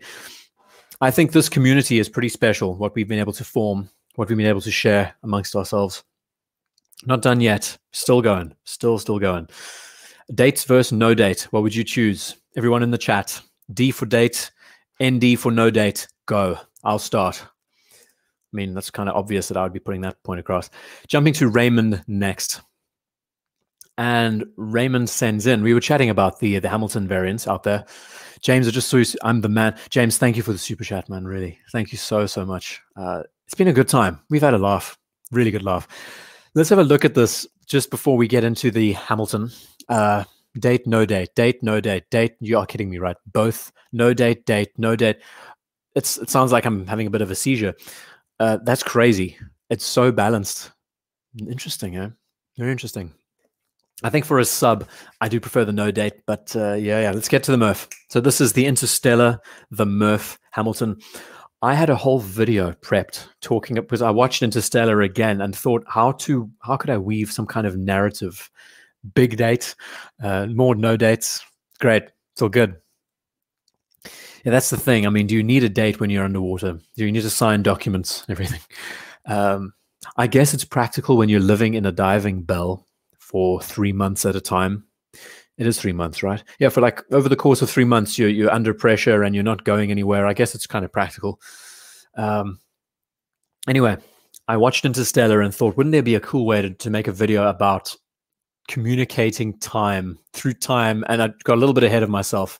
I'm by no means an astrophysicist, getting a little bit out of my depth, 28 days. Is that so, Eric? Oh, geez. I'm really way off. I thought it was 3 months. Pathetic. Barton leather strap, Raymond says. So, I mean, this is the purest of pure field watches. What I like is it's almost Type 20 inspired. We've got the same kind of numeral arrangement, cathedral hands. It falls under the Hamilton khaki line. It's so true to the Dirty Dozen. Actually, hold on a second, man. This is like A11 stuff. And this is right in line with what we saw from the Americas back then when they were making watches for their forces. The Benrus. Did Hamilton were also manufacturing these, right? Right on. Great piece. And I think it's got a brown, dial, if I remember right. Was this the watch that was actually used? I'm pretty sure this was the penultimate watch in that scene that he communicated through Morse code at the very end. Great promotional story behind it. So there were basically two, one for Murph and one for McConaughey. And very different pieces. I do love it when, I mean, it's great when a watch is incorporated into film and has a practical function and a purpose to it. There are very few films out there that do it. And you can tell the real watch enthusiasts from the not. So we think of Nolan. I mean, he's very good when it comes to period correct influence. I mean, you look at Dunkirk with the official Weems Omega that they used back then. And here, Hamilton, as part of a promotional venture, of course, making watches for the film, similar to James Bond and everything else. The watches have this function to them behind the scenes, and I love it. It's a great bit of detail. Let's make it rain. James, thank you. It's pouring outside if you want to know, but I guess you mean it in the other context. Great piece. Very true to the A11. I mean, even the crown has a similar format. I'm pretty sure this is exactly where it came from. Morse code seconds hand spells Eureka. That's it. Is that what? Oh, no, it's been so long since I watched that film. Right, so I'm going to carry on through. We're not done yet. Raymond, you also sent in a Seiko Presage. This is like a salmon dial Presage. I've never seen one of these before. So we've spoken about Seiko enough during the show, but we have, again, the idea of texture on their dials being incorporated. That's the one unifying feature that Seiko does so well. But here we see something very kind of like 50s inspired. Actually, no, I'd even go further back. It's very 30s inspired. Salmon dial was a popular thing back then. I'm guessing it's inspired by a certain drink in a certain bar in a certain place in Japan, right? Help me there. But do enjoy how they've incorporated the numerals. Very, 50s-esque with the 2, the 4, the baton placement. Not for everyone. Lots of divisive elements to this watch, but the dial itself. What drink was this inspired by? I'd love to know. Tequila Sunrise, of course. Thank you, Raven. That's when a brand really goes deep. When they're able to be inspired by a cocktail in a certain bar, in a certain place. That's how far Seiko goes. It's amazing. Salmon kilt. Yeah, it does, right? The texture does feel that way. Gary, thank you for the super chat and happy holidays to all of you. I mean, I haven't even said that. Christmas doesn't even feel like holidays. This has been one hell of a strange year, right? Great Eagles song, Tequila Sunrise. Yep. Raymond, thank you for sending these in. We are going to jump to Rob next. We've got another selection from Rob and another Explorer. I think last week, the last show we had, Rob sent in an original pre-Herman Miller owned Eames lounge chair that was beautiful. And this selection, so let me try and get this right. Stick, S-T-I-K, is a London street artist. And this, he knows the guy very well. We're going to jump to a scene in a second. And this is a print that was done. This is the actual artist in New York with, I mean, I really dig this. Really nice placement. I love it when street art is simple enough that it just breaks up the lines and it's not so in your face. This feels very natural when it comes to street art. Nice character too. I dig it a lot. I've never been to New York. Actually, no, I have been to New York. I was kind of young though. The World Trade Center was still there. But we're jumping to another Explorer on a Rubber B Everest. I can never get it right. Again, Rob, do not watch. Everyone who owns an Explorer, do not watch my review on the 39 next week because I'm going to break some hearts. So it's going to be good. It's going to be a good time. But I really enjoy how you've incorporated the street art element into it. I'd like to see more of this, actually. Let's try and get a bit more creative with our submissions. And, I've got so many sketches I could feature with the watches that I share with all of you. Maybe I should do that in future. I'm just lazy. At the end of the day, it's just down to laziness. Are we singing Desperado now, Eric? Not a good idea. You've been out riding fences for too long. It's good. Having a good time. Beautiful. I dig this. Really nice, clean breakaway, good contrast, nicely placed on the wall, takes up a good scale, great balance. Yes, I will get more creative, Sam Ray. Don Henley vocals. You guys, I mean, it is coming up to 1 o'clock, so I would imagine the alcohol is hitting and everyone is... No, Eric, don't apologize. It's great. Jumping to Sam Ray next. Rob, thank you for the stick assign. You sent me a great email, by the way. Sorry that I can't respond to 100 emails as much as I would love to. But yeah, do not watch the Explorer video. If you love this watch, I'm going to be a bit rough on it. Okay, next to Sam Ray and stick to hailing a taxi, BDev. That's funny. We now have another Seiko, but this is a Save the Ocean variant that he picked up a couple of weeks back. Good to have Sam Ray still here with us. So let's get this right. It's a turtle.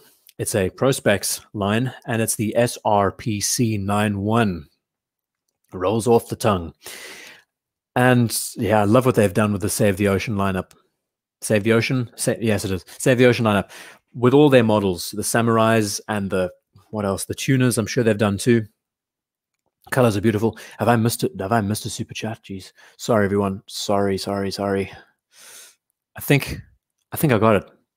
No, Junior, when you thanked me for the show, yeah, if you're still here, Junior, I don't know if I did miss it from you or not. Shark fin at the 8-second hand. Oh God, yeah. Talking about influence and inspiration and everything there. Mark saying, "Can you let me sell mine first before you put it on your video? Might hit the value." No, it won't. If anything, the more you talk about something, the more attention it gets, and it's always for the positive in the watch space, Mark. I fully believe it. It's more of a, honestly, it's more of a subjective. It's more of a subjective point that I bring across. It's got nothing to do with breaking down the specs of the watch itself. It's me criticizing myself and my falling in love with my own narrative and being someone who helped perpetuate the watch's appeal in many ways, along with so many others. And it just ending up not being a watch that I want to wear. It just doesn't, it didn't stick. Sad, really sad, kind of heartbreaking. Yeah, Save the Ocean. All these little factors that I enjoy. The way they've incorporated the whole deep sea idea with the blue transitioning to black. The two different colors of blue on the bezel. Very stylish. Works well overall. And the turtle. I mean, this is the 6.2, no, what is it? The 6105, the Willard modern reincarnation. And then we have some looms to enjoy. Great shots, Sam Ray. Fabien Cousteau. Cousteau. Does he wear one of these? That's Jacques Cousteau's grandson designed this one. Oh my God. You guys know your stuff better than me, got to tell you. Reminds me of the Aquaterra, the dial. Oh, with the horizontal slats, yes. The vertical slats with the first gen, the horizontal is what they do now, if I remember right. Yeah, they do some good stuff. The texture and everything there. Seiko with their dials, they know what they're doing. It's then the misaligned chapter rings and the movement accuracy that you need to worry about. But I do love the combination of colors here. The Save the Ocean line I've actually looked at quite often as a perspective piece. I shouldn't be saying this because I am kind of considering the new 6.2 MAS reissue with the silver dial and the black bezel.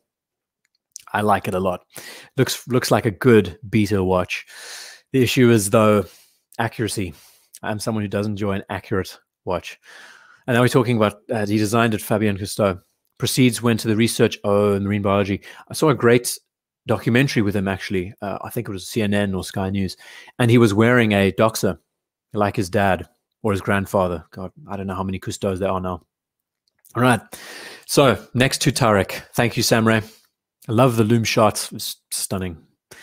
Tarek sends in his 3-watch collection. Quite the different 3-watch collection that we would expect from most. Now, don't crucify me here. I didn't get any references. I'm assuming this is a Portuguese chronograph. And this is a pilot chronograph. And this is a Moser Endeavor. Let's have a look at them individually. So focus on the IWC and the Moser together. Very interesting set. When we go into trios, there was something that I wanted to mention about Moser earlier on when we were looking at Megan's pieces, and I've forgotten. Dumbass. So it was something to do with, like, we were talking about how Moser reduces for the sake of just getting the simplest result possible. Not of everyone's street, very organic. That I lost that train of thought. That was about an hour and a half ago. So yeah, I don't think anything will bring that memory back. Anyway, nice looking model. Both of them are great. And I think we get some better shots of the chrono on the wrist. I love the color combinations and the matching elements here.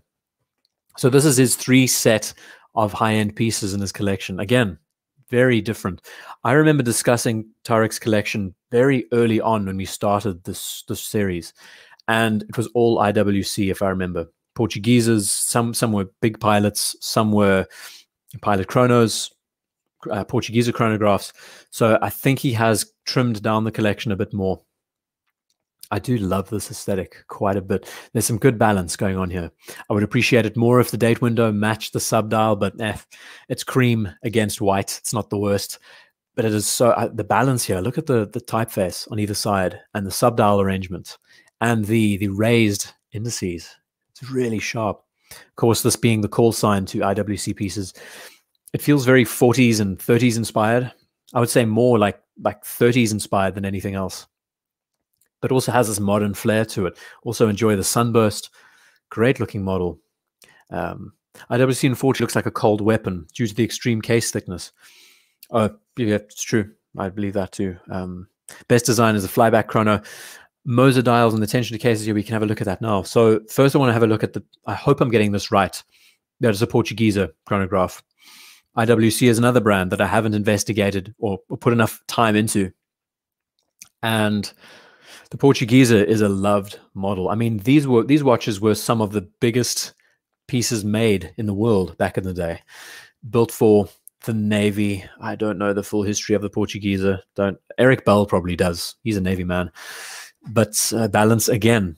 And you see type 20 again, we could say, when we look at the numerals, next to the IWC chrono that we just looked at, which is, it's so funny, right? I mean, this feels like something inspired by the 20s, but modern in its case design and everything else. We look at this, and it feels like something kind of rooted in the 1930s there. No?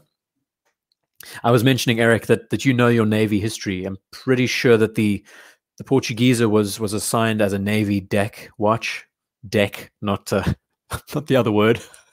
I'm pretty sure it was a deck watch that was used back in the day. Help me out, maybe, if anyone knows. I do love that they've still kept to their aesthetic, even though it's not for everyone today. Tarek loves them. And I think to break, this was one of his most recent pickups, to break that mold, looking into Moser as horology in this region. The text is not even on the second one, though the right is higher. Does that bother you? Hold on a second. Hold on. Oh, wow. I did not notice that at all. Ooh, that really could drive OCD crazy. Do you notice? That is so funny. So the chronograph automatic there, and they've actually centered the Schaffhausen right in between these 2 points on the other side. And IWC, oh, yeah, that would drive me a bit nuts. I guess the dial is kind of small enough that you wouldn't notice it at a glance. But yeah, it's kind of a deal breaker for me, because I mean, everything else is so well balanced, The only downside is you've got cut-off numerals, but you don't have a date complication, nothing to break up the dial except the typeface. Yeah, that would bug me. There has to be, I mean, what would have been better if I had the chance of redesigning? International Watch Company. Use the old traditional cursive font on top of Schaffhausen. Not this. This is their new language. I mean, keep it traditional. You've got this entirely traditional inspired watch. Why go the modern way with your typeface? Yeah. Now that I've seen it, you can't unsee it. I know, it's true, right? What a great Nefarion. I think you've ruined this watch for a lot of people. Bad boy. It's good. I like it when there's a bit of discourse around these pieces. We've been pretty investigative. Is that the right word? Investigative over the last 3 hours. So the Endeavor, it is the Endeavor, right? Endeavor small seconds. We've spoken about Moser to death. We do love them. Featured them at the beginning of the show. And yeah, I'd love to chat more about the way I look at these brands is that they incorporate the classical with the modern. But in Moser's case, they do have this organic approach to how they address their cases, their lugs, the handsets. Feels something inspired by nature. And there's no superfluous rubbish on the dial. Just the name of the brand. Done. Right. The Tudor Black Bay is more symmetric. Yeah, I'd agree. Tarek, thank you for these. We are coming close to the end before we hit Russell's selection of pieces, which are just all over the place. There's no order to the watches that he sent in. He just thought, you know, end of the year, drop them all in. Gotta love it though, Megan, right? I'd love to experience Moser as a brand. I think they are just going from strength to strength. And it's nice to see that they are finally getting attention. At the beginning of this year, they weren't getting the same amount of attention that they're getting now. And that's the thing, getting back onto the theme of where have watches taken you this year, because so many of us have put more time into these things. So we've thought a lot more about these brands and what we would like to experience and see. Opinion about Bauhaus design on watches, Seiko. Brilliant question. How big is the Moser? I think it's 3940. It's a 40 mil. Help me. Help me, Rhonda. Okay, going to Tetley and we can chat about, brilliant question about my thought on Bauhaus design and watches. Certina, this is cool. It's called a Certina Certronic Hummer. Where do these watches come from? These names. Certronics. I'm guessing it's kind of like a Bolivar in a way. It's got some fancy complication there to it. Yes, and Watchbox seems to suddenly be selling them. They've definitely jumped onto the bandwagon. Would you rather have a Moser or 5 unsellable Pateks? I would take the Moser any day, Shaitan. Not even a question. Right, my thoughts on Bauhaus design with watches. Now, this is not for everyone. I think Marcello would probably agree. He likes Bauhaus. It's an important movement, but I think it's not great on watches. I mean, realistically, it's like saying, I don't know, what's a good example? I'll look at guitars again because that's what I've been obsessing over for so long. It's like saying you have a Fender Stratocaster, Gibson Les Paul, ES335, you've got J200, J45 acoustics, you've got Martin acoustics from all over the place. And then you just decide, okay, we're going to make the most reduced, simplistic guitar out there. And the result is just a body with no flair, no character to it, no style to it, really. It's just, it does its purpose. It's good, but it's not exemplary in any way. That's how I kind of feel about Bauhaus influence on watches. Also, the whole assigning of a name, a designer's name to a watch, I think is kind of irrelevant because there are so many beautiful watch designs out there that to say that a simplistic design is the end all be all because it's Bauhaus inspired, I think is kind of moot, considering just the variety of stuff out there. I mean, you look at the funny thing is, we look at the Submariner, the Speedmaster, they all follow Bauhaus principles, right? We've got, I mean, do I have a Submariner I can pull out quickly? Why not? Since we're talking about it, let's see. Hold on a second. Give me a moment. Let's look at the Kermit again. Oops, come back. This is actually a very good question. I could focus a whole video around this. So Bauhaus is all about incorporating shapes instead of numbers on dials, you know? And here we have triangles, circles, batons, Submariner, icon, Bauhaus motifs, similar to the Speedmaster, all rectangles. So yeah, it's definitely a point of contention, but I just don't think it deserves. I mean, here's another example. This is Bauhaus inspired, right? Right, and I see Rasmus is leaving us. I've bored you to sleep, Rasmus. Good to know. Thank you for joining us. I have a Telecaster and a Ferion. Yeah, Bauhaus looks lazy. It's just, it's good, but it's just not. It's not for me. It's not my cup of tea. The middle of the street, Bauhaus. I like Crosby, Stills, Nash. Bauhaus is a very, very, very fine house. Right, so we dealing with the Certina. I love this watch. It's called the DS2 Centronic, and it's just 70s flair. I think it's from like 1974 or 1968 or something like that. And we have a Fume dial. Now, we were just looking at the Streamliner a second ago. Holy, Mr. C, $10. No, Mr. C. No, what have I done to you? What have I done to you? Honestly, that has never happened before in my time. We've just broken a record, Mr. C. Thank you so much for $10. That's $1. You could have saved that for so many more super chats. Thank you, really, I appreciate it, really. So there's mention you respect my opinion, but I disagree. Thank you for the effort. Oh, it's my pleasure, really. And I mean, that's the thing I love. Discourse is great about these shows. Mr. C, you're a boss. You deserve top rank because of that. Zahira, I think it might be a tuning fork movement. If Juan is still watching us, he could probably tell us. Anyway, I was going to say, talking about the Moses Streamliner and everything 70s inspired, this is like the precursor to it. We have a cushion case, we have a fume dial, we have kind of like a brushed fume aesthetic to it. We've got the typical accents of red hands, and I think this logo might rotate in the, I don't know, kind of like the Captain Cook. We have typical stepped batons, which is so true to 70s ideas. You know, you actually notice that there is a great gouge taken out of it, and there's some three-dimensionality to it. Yeah, it's great. It's a lot of fun. It's a lot of fun. And Tetley is no stranger to his 70s pieces. He loves sharing them. We've had a look at a lot of them in the past. I agree with you, buddy. New record. Thank you for the super chat, bud. I love your username too. Yeah, I love that. I love the discourse around Bauhaus inspirations. Again, the root of my argument, let's get back to, there's another shot he sent, I think. Gorgeous. The root of my argument is that Bauhaus has trickled into virtually everything that we see today. You know, industrial design in general. No point in listing all of it.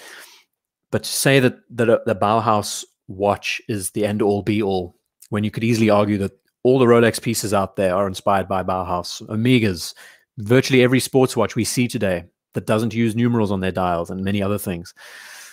Yeah, there's lots to talk about. And there was a good question about the OP being a stripped down Rolex without flair, Shaitan. I like that too. You can look at it as almost like the Bauhaus of the brand in a way, you know, but it's also true to their language in many ways. So, right. Gorgeous model. I love the way this dial plays in the light, the tobacco burst, fume effect. Stunning. Right. Almost finished, ladies and gents. So after these, we're going to be jumping to Russell's pieces. I don't recommend you leave because we're going to have a look at everything high horology, really. A couple of outliers that we will enjoy. Next to Tobias, and would you believe, I think this is the only Speedmaster professional that we've seen since the beginning of the show in this format. And Jacinta's joining us. Always a great show. I'm putting you to sleep, Jacinta. I'm sure. Agree with you, buddy. I love your username. There's some really like inspired usernames that I enjoy. Is Russell is leaving us? Oh God, 1:15. What have I done? Oh, is this a new record? No, it's not. No, it's not. How long have we been going for? 3 hours 15. New record starts at 4 hours. Definitely won't be that long. Should Bauhaus see a proctologist then? I guess, supposedly.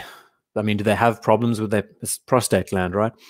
Right, so this is a shot Tobias took of the 321 caliber next to a Hesalite Professional, the last of the Hesalite Professional, on an Uncle Seiko bracelet, I think. It looks so good.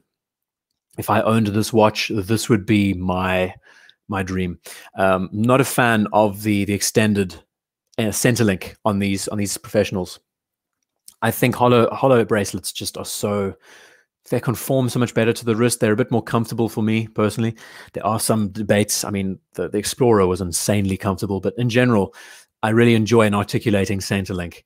Gotta love a good articulating Centerlink. Russell says, only joking. Well, you know, 1:15. What can we say? Awesome shot. And just bear in mind that these watches have now been discontinued. And the 3861 caliber coaxial is going to replace it. It's still a manual wound, but superb chronometric performance and a ridiculous price tag. So it's good. Time is subjective. It sure is. I got to agree. Whiskey is eternal. Okay, I'm going to jump on next. Thank you for this, Tobias. Awesome seeing this watch. One of the last professionals that we're going to see on the show. And Ziraha. I've just botched your name very badly. Let me try again. Your name is last. Ziraha.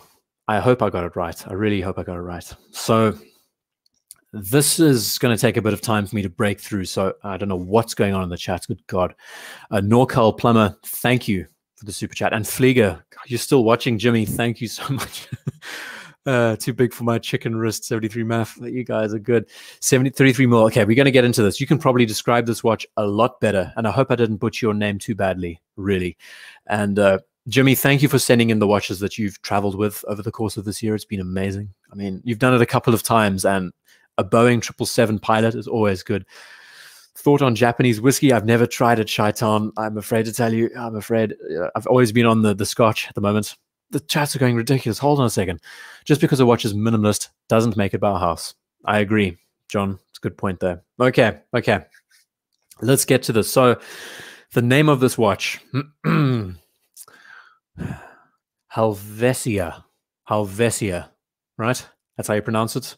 I'm normally pretty good with accents. Helvetia. It uses a Unitas 6301N grandfather's wedding day watch. It's a real old faithful from 19 what did I say already? No, 1950s, I would imagine, in and around that time. And it's a stunning little piece. We talk about value, finding watches for good money out there today. Is that the name of oh, talking about Helvetica? Yeah, that's funny. Good. 3 hours in and I'm still on the ball. No, that's how you pronounce it. God, don't even get me started. You gave me a full description around this watch, and I definitely haven't been able to save everything. I got the movement down, which was pretty good, but otherwise, the nice thing about this is it has story. It's been handed down from family member to family, and it's just timeless in that way. It's had so many experiences. I think you mentioned in the email that your grandfather didn't wear this watch eventually because he wanted something more utilitarian, so he put this away. But there's always something special about an heirloom. I mean, hell, I never got my grandfather's Omega, but he did have a rotary that he handed down. And that's the way it is. Hey? Watch brands have come and gone over the last 50, 60 years. Just since thank you for the super chat, saying for the effort I've put into the global watch community. I don't know so much about that. The difference I've made during 2020, I'll be honest, I've received some beautiful emails from you all thanking me for doing what I do, whatever it is. I don't know. But it's been a hell of a time. I'm going to jump to Russell's watches now, and we can chat around this subject a lot more. The next, 20 minutes, it can be a bit of self-reflection, talking about this year and the watches that we're going to look at. It's real watch porn that we're going to look at for a while. Just as a thank you again, really. All of you who are still here, there's 130 of you still watching, and we're going to have a good time. So Zira is saying, from the design point of view, the subdial here is special. It is good. It's nicely sized for the size of the watch. I think that's one element that should be addressed with a lot of pieces, is that subdials often are too small, not good enough. In this case, for a 33 mil watch, it's big enough that you can enjoy it. It's also got that texture to it that you can read a lot easier. Okay, I'm now going to jump to Russell's pieces to end off. And like I said, Russell has his own dedicated folder. So to all of you who have submitted your pieces for the show, cannot thank you enough. We're now going to end with some outliers in the space, some high horology in a couple of areas, some Pateks, some Langes, some Ulysses Nardin. Let's have a look-see. What do we have? Right, full screen. And I'm going to, hold on a sec, table of contents. I always get this wrong. Contact sheet. Fuck's sake. Table of contents. You'd imagine it would be an easier way of scrolling through this, but it never. There we go. Right. Russell sent in a lot. So now we can enjoy some really high-res, super zoomed-in, super zoom photography while we're, and I don't know what's going on in the chats. Oh, God, here we go. Subdials and sizes, chromatic effect. Going to be hard to beat that Moser. I mean, Megan's Moser did kind of end the show, got to say. That is just ridiculous. Here we get to enjoy a hidden city for a little while. And I thought this would be a good time for a bit of self-reflection and, yeah, what this year has been like. I have gone through this parabolic phase with watches in many ways. You know, it's always been a great hobby. It's been good to be a part of, but I think it's so important for all of us to disconnect from it too. We do end up obsessing around these very much.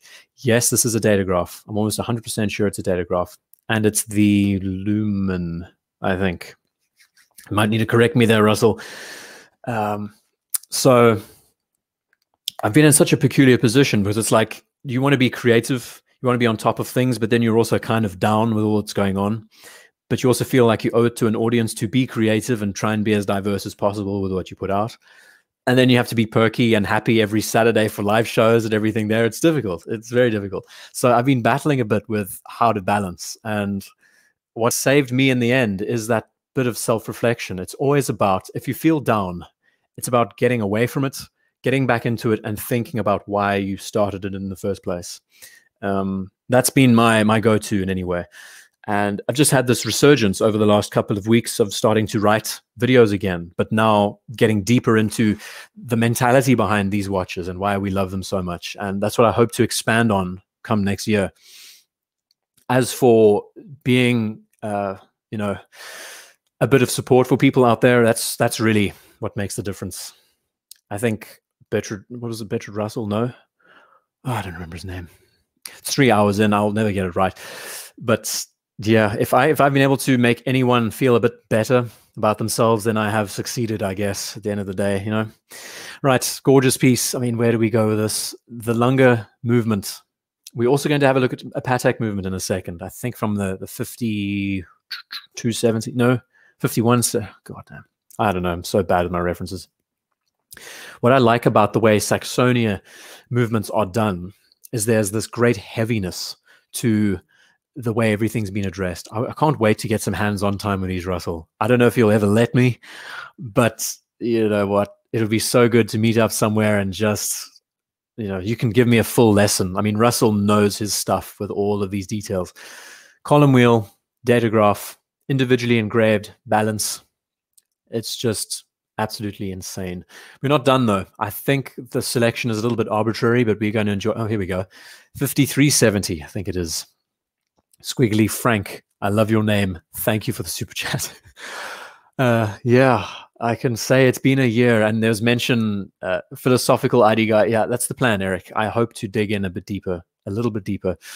And there was a good point. Tycho saying, best quarantine watch. Crazy. Love your opinion. What is the best quarantine watch? Fantastic question. That should have been something that we started the year with, no? Whoa. So just getting back onto this, what I find that divides the German approach from the Swiss approach is that the Swiss movements are very fine, very filigree, where it's typical to German cars in a way. They're much more heavy duty. They're built with a bit more intent behind them. So I would imagine that the Patek has more parts and maybe the Lunga has less, but their parts are more solid. You know what I mean? Email dials are the best. Very on. Yeah, we're going to have a look at those now. Patek Philippe Seal, this is a 5370, so it's a split chronograph, and it's just so awesome getting to see these elements on the dial. Platinum case. This is his pride and joy. We're going to have a look at it now. Going to get to it next. Right, next shot up. Ulysses Nardin Freak. This is something that's becoming quite popular. I've seen Watchbox talking about them a lot. So talking about quarantine, Watch Champion, got a run. A pleasure having you here. To all of you who have been a part of the show, who are leaving, have a superb Christmas next week. I hope you all get to kick back and relax for a couple of days, reflect on this year in a way, the most forgettable year in many ways, right? So we're talking about the quarantine watch. What is a good one? Mention of G-Shock. I personally, if it was me, I need a watch that not only is aesthetically balanced, but also something that has a lot of complexity to its dial. That's something that always brings you back to look at the extra details. So, hell of a difficult question. Geez, I should have made a video about that in the beginning of the year. Excellent, though. Right. Ulysses Nardin Freak. I think these are some of the originals in many ways, and it's not a watch for everyone, but the way they've done the complication here is great. Russell could probably give us a full story about this peak. I'm seeing Clive saying super freak, and I just botched it there. This piece, I'm sure you can give us more details, but this is one of the early generations of this model, I think. And essentially, the whole movement is assembled on the handset, and it all just rotates. I mean, that gear is assigned to the minute. What am I saying? The rehort inside here, and it all just rotates. I think both hands are in a way. There's just so much peculiarity to the way this piece is made. I feel like it's platinum. Maybe. But anyway, going to carry on. We've been running the show now for almost 3.5 hours. So, now this was a GIF he sent me of the watch loomed and the watch non-loomed. Sadly, I'm going to hide this stupid bar. Always show, you're gone. So this was actually transitioning from light to dark, and we could have enjoyed the lumen a bit better. But look at it. I've said this a few times, that when this was released, this became a wallpaper watch for me. And I just thought, you know what? There's something so nice about a datograph that glows in the dark, a chronograph that glows in the dark. Yeah, sadly, Russell, it doesn't work. I don't know why Apple is so stingy with their preview program. But if it was me, given the choice between the Zeitwerk Phantom and this, I'd take this any day of the week. I love the fact that you can enjoy a chronograph in the dark. It's just so impractical, but just great. You can time so many things in the dark. Why other watches haven't done this already, do not know. Yeah, Lumen's are incredible watches. Love the Zeitwerk. Goody two shoes. Is that me? Do you do? I don't know what's going on. We're singing songs again. I think guys are losing it worse than me. Right. Can I move on next? Ooh. How did I do that? Awesome. Okay, now we're going to have a good time. No, come back. There we go. How cool is that? So you can actually manipulate the GIF moving from left to right on the keyboard. Ah, it works. So how beautiful is this watch? It's just great. It's just so awesome. The only Lunga I've ever handled is a datograph. Oh, it just looks so nice. And how did you get this photo, by the way, Russell? I mean, what is this? Looks like you took this on your gravel outside your house. You know, it's awesome. It's just so nice. This is, I don't know how you managed to get this shot either. That's one thing, Russell, when it comes to attention to detail, he doesn't scrimp. I mean, he's like macro focused. The quality of these shots, insane. Koi, the problem is now, I can switch. Great. Right. Now we are jumping to a 5212. This being one of the hype steel Pateks from last year, I think. Eric Bell saying the winner is, I don't know. I mean, it's difficult to choose one. We've looked at everything. I'm missing, again, tag me in the chat if you want to get my attention. I can't read all the lines going on here. It's great. It's great that everyone's still interacting. So 5212, annual, no, it's annual calendar. I've done a whole video about this watch, I think, spoken about it to death. But as far as steel goes, as far as representing the modern Mayan calendar in Patek's line, very true to their 30s inspirations and everything in between. Oh, weekly calendar. Oops. 3 hours. Can't blame me. But it's great. I do kind of like how we get to see every week. I mean, that's what this hand is for, right? You can appreciate every week of the year as it rotates through. It's pretty nice. It's just such a pity that they have a date window. It kind of renders the whole idea of the extended hands moot. Maybe 3 hands would be a bit ridiculous, but I do like the idea of it being all mechanical. Feels very true to that ancient, layout. Awesome dial. It's every week is one extra. Very on. Oh God, help me here. I think it just makes it such a great casual piece. It doesn't look like a Patek at all. Sings really nice. Also hand painted, hand font, hand scribbled. Right, moving on. Now we jump to his wife's Pateks. Now you might need to help me with these references, Russell.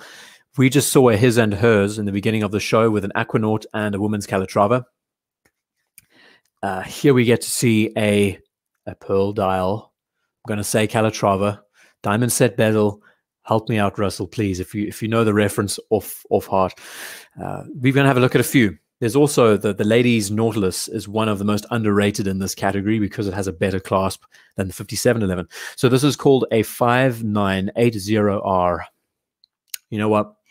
How you remember these references, I do not know. But one thing about Patek is they don't scrimp on the details. We can appreciate the hobnail insert all the way through it, which I really like. Pearl dials are really only incorporated in micro brands nowadays, don't you think? It's funny how these big brands aren't doing it anymore. And what pearl dials are considered effeminate, I don't know so much. There's so much character to pearl. And now everyone's talking about 36 mil. Oh, geez. I've got to keep motoring. Russell, next we're jumping to I don't know. Your beloved World Time. Rose gold. I never get this reference right. 5, 1, 1. Something. But this took like 3 years for it to be made, I think, if I remember right, because it's rose gold. I remember learning that this enamel, this Cloisonne dial is specific to the rose gold variant. So we have North America, South Australia, Japan, and some parts of the eastern side of Europe. And it's just awesome. It's just awesome. Dig it a lot. There's so many things about this watch. The one, there's no mention of Patek Philippe on the dial of this, which I like. that's only mentioned on the top of the case. Maybe it would be better if Patek was mentioned only at the back. I don't know. I'm picking it up tomorrow, Blue Dial. Oh, geez. Talking about this? I don't know. I'm jumping on straws. So it's a 5131. Thank you, Russell, for that. This is definitely one of the cornerstone pieces of your collection, as it rightly would be. 73 Maf, it's so good having you. I hope you have enjoyed the show. It's 1:30 and you're still watching. Thank you. All the best for everyone. Again, looking forward to meeting up. We are definitely going to meet up next year. Absolutely. It's one of my goals to do more meetups at the beginning of next year, whenever we get a chance, whenever this world wakes up. Yeah, got to say, awesome model, but we still have more. Don't worry. Now we jump to one of Russell's favorite pieces, the tellurium. Tellurium? I think I've finally, after however many shows, I've finally gotten the name right. The Lucianadan Tellurium. So we have everything from a solstice indicator to time, and there's a full book written about this watch. So I can't explain it fully, but there's everything to it. Made in the 90s, it's platinum set. It's got all the star signs and everything assigned to it. The whole dial rotates over the course of a day, and it's just nuts. It basically tells you if you're going into a summer or winter solstice on top of all the other crazy things. It's too much to explain, really, you know.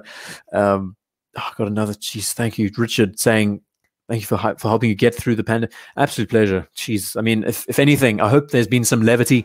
I hope you've been able to just take your mind off whatever's been going on. It's been a distraction for me too, which I've enjoyed immensely. So thank you, Richard, really. And James saying, I have my Tudor Snowflake sub on a grey leather NATO. I think it stays here now. Are you enjoying your Omega? I absolutely love it, James. Still, the 57, I need to do another video about it. Going to carry on through, though. We've had a look at the tellurium. Oh, geez. This one was a win a couple of years ago. The first perpetual Nautilus in the category. Going to talk about this for a sec. So, yeah, I'm loving the 57 still. I've had the watch for like 7 months now, I think, and the charm hasn't worn off in the slightest. Everything about it, the size, the wearability. I wear it over the weekends. I generally wear my other pieces over the course of the week. But it's amazing. It's something about a watch that just sticks to you. And that one, after reviewing the Explorer, the Seamaster, and the Tudor together, it almost reaffirmed my choice and why I liked the 57 so much more. I guess it's down to character in a way, you know. And similar, this watch here, in the Nautilus line, speaks character in many ways, I think. There's such a good layout and balance here. Blue Shirt is joining us. Gee, welcome, Blue Shirt. Just gotten home. No worries, sir. You've got a lot to catch up on. It's been a great show. We've had an awesome time talking about all sorts. Shaitan's saying, well, this is a good question. Asking about erotic watches. What do you say? Would you showcase an erotic watch if someone sent it to you for a wrist shot week? I would. Maybe I would blur out some of the bad things, but no, I would definitely showcase it. Honestly, I love erotic watches. I love when the details are on the back. I think it's a bit gaudy having it in the front. On the back, though, I think it's nice. I do enjoy them. It's like, think about like Greek vases from back in the day. They had all of that printed on. The Kama Sutra, all of these, they're variants. It's a version of art in many ways. You look at Renaissance artists and Baroque and everything there, going back to ancient times. It's always been something illustrated, so why not have it on your watch? It's a completely different but similar. I dig it. I would totally share it. So if anyone has an erotic watch out there, go for it. And I might not even blur out the details. Could just have a good time. So yeah, this perpetual at sunset, it's stunning. I think it's white gold. The only perpetual Nautilus they've ever done, and it's the most balanced. It's the most hardcore that they've ever made in this line. And it's clean. It's just got the symmetry. Right, next, we've got more. Zeitwerk Phantom. I featured this a few times, talking about a highlight reel. The UN Erotic Automaton. There's so many of them. Have a look. Go onto Google, type in erotic watches. You can learn a lot. Yeah, I love them. They're great fun. And would phallic hands count as being erotic? Yes. I mean, we talk about the Speedmaster. We're definitely, I mean, you look at the 12 on the Speedmaster, you've got a phallic element there. There are a few, I mean, the Oris 65 that I have, that has a phallic hour hand in many ways. Yeah, for sure. Did I see the erotic watch featured on Jenny Elliott? No, I didn't, Mason.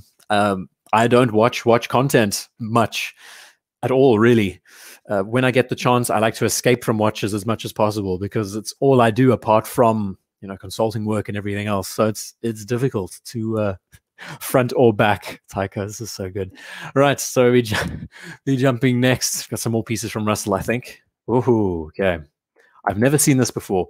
Russell is quite the collector of, you know, accoutrements that come with these pieces. And here we have the 40th anniversary Nautilus with cufflinks. Okay, I love that though. So we're talking about front or back erotic watch. I'm more of a fan of back. Don't read into me preferences that way. Just think back for an erotic is more subtle.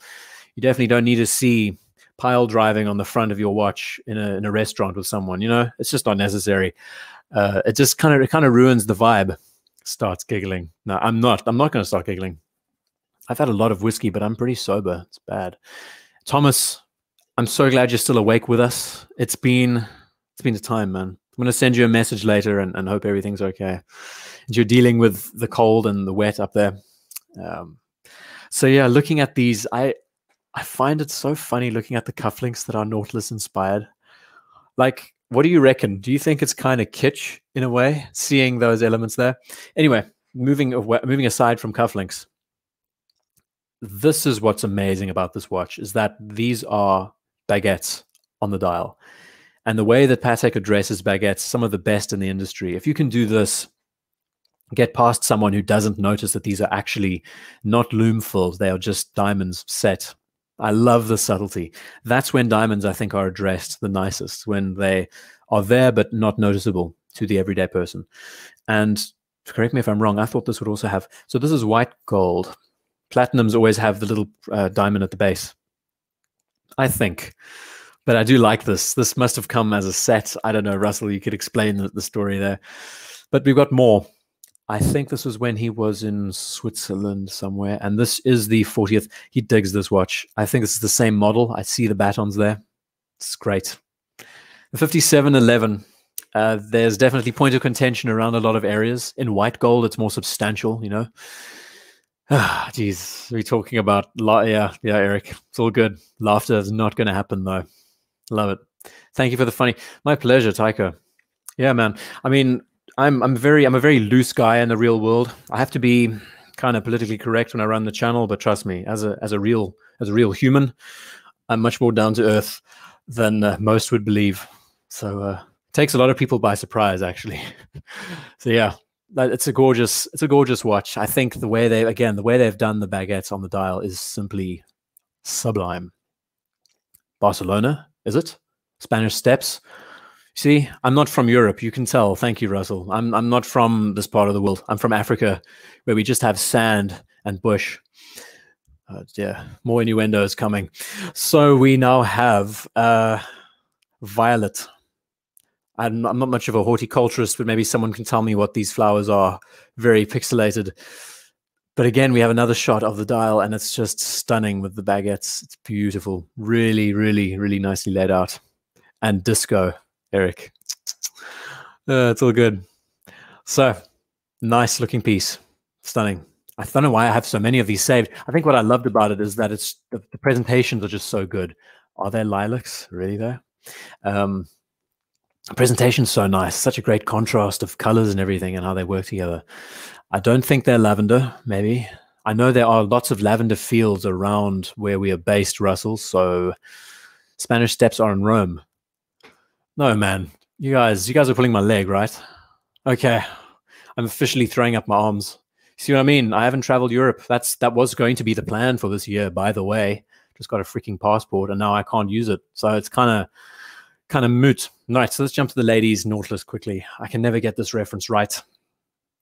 Lilacs are those flowers? I think so. Thank you, Paprice.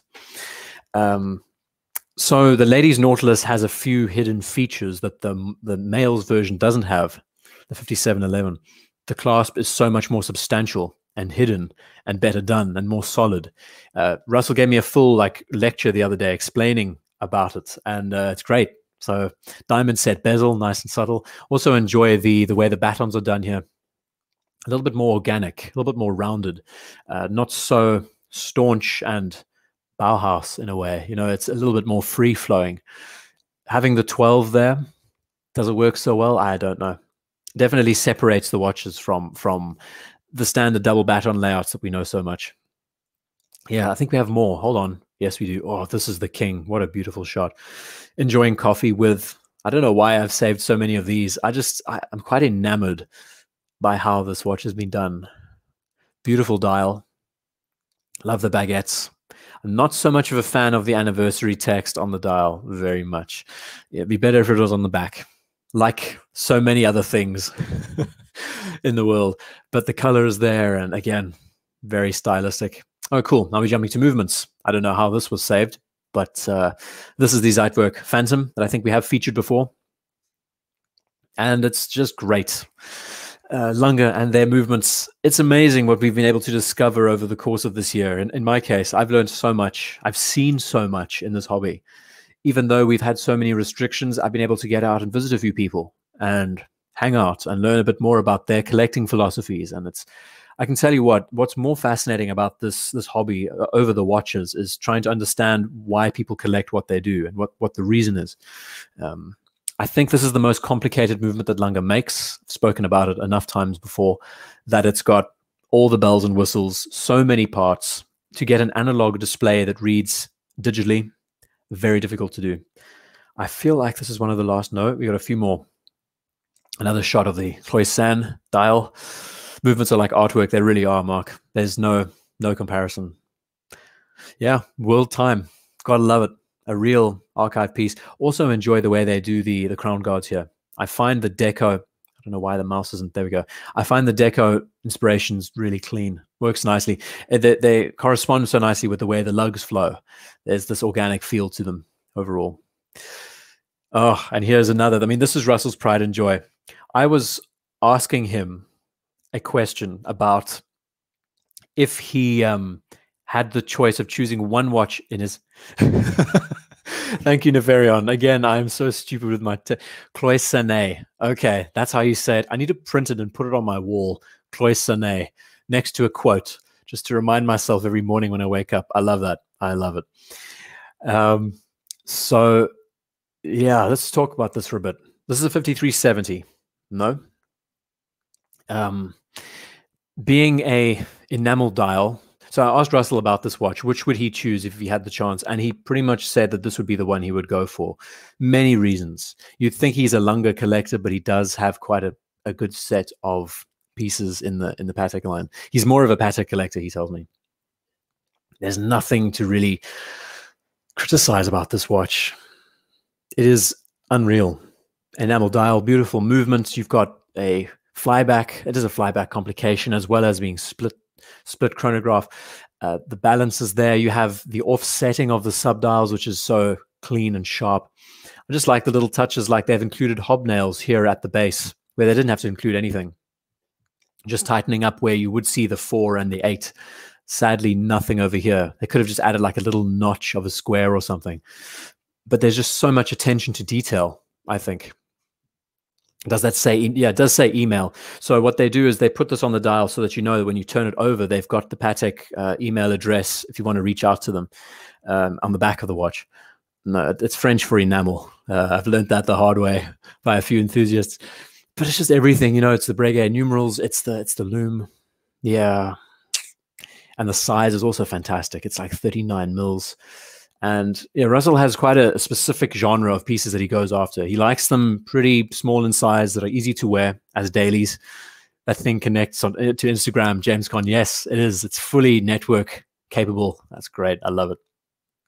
So you can see, I mean, this aesthetic pretty much sums up Russell's tastes with these pieces. Oh, wow. We're not done yet. How many watches did I save? We were running for now 3 hours, 45 minutes. Come on. We can't hit the 4-hour mark. That'll just be wrong. So the Odysseus on orange. Now, lots of contention. Can we push 4 hours? Q Maestro, I'm not going to. I'm going to stop at that point. Blue dial. We featured this watch like 10 times during the live show. I don't know. The aesthetics are awesome. Very Lange still, even though it's a sports watch in the category. Love the orange. I think it just makes the watch sing so differently in this area. If you're Dutch, you'd probably love it even more. And I think he sent in another shot of the, yes, of the case back with, there we go. No way, emails French for enamel. Yeah, that is apparently. I mean, you can maybe correct me. I'm not French. I don't speak French. I can partially understand Dutch, and I speak the bastardized version, Afrikaans, but otherwise. So this being the automatic, I mean, there's very few automatic Langes out there, and 120 meters water resistance. I think we featured this watch last show overall. But again, it's the steel sports watch and Langes line that seems to be getting quite a lot of traction and attention. And last but not least, I know this is the last one. It is I'll never get this right, but it is linked to the 5712. It uses the same complication, which is the asymmetrical. What is the name of this reference? I cannot ever get these references right with these models. It's kind of a vintagey. Here we go. This one is gone. 5085. Thank you, Russell.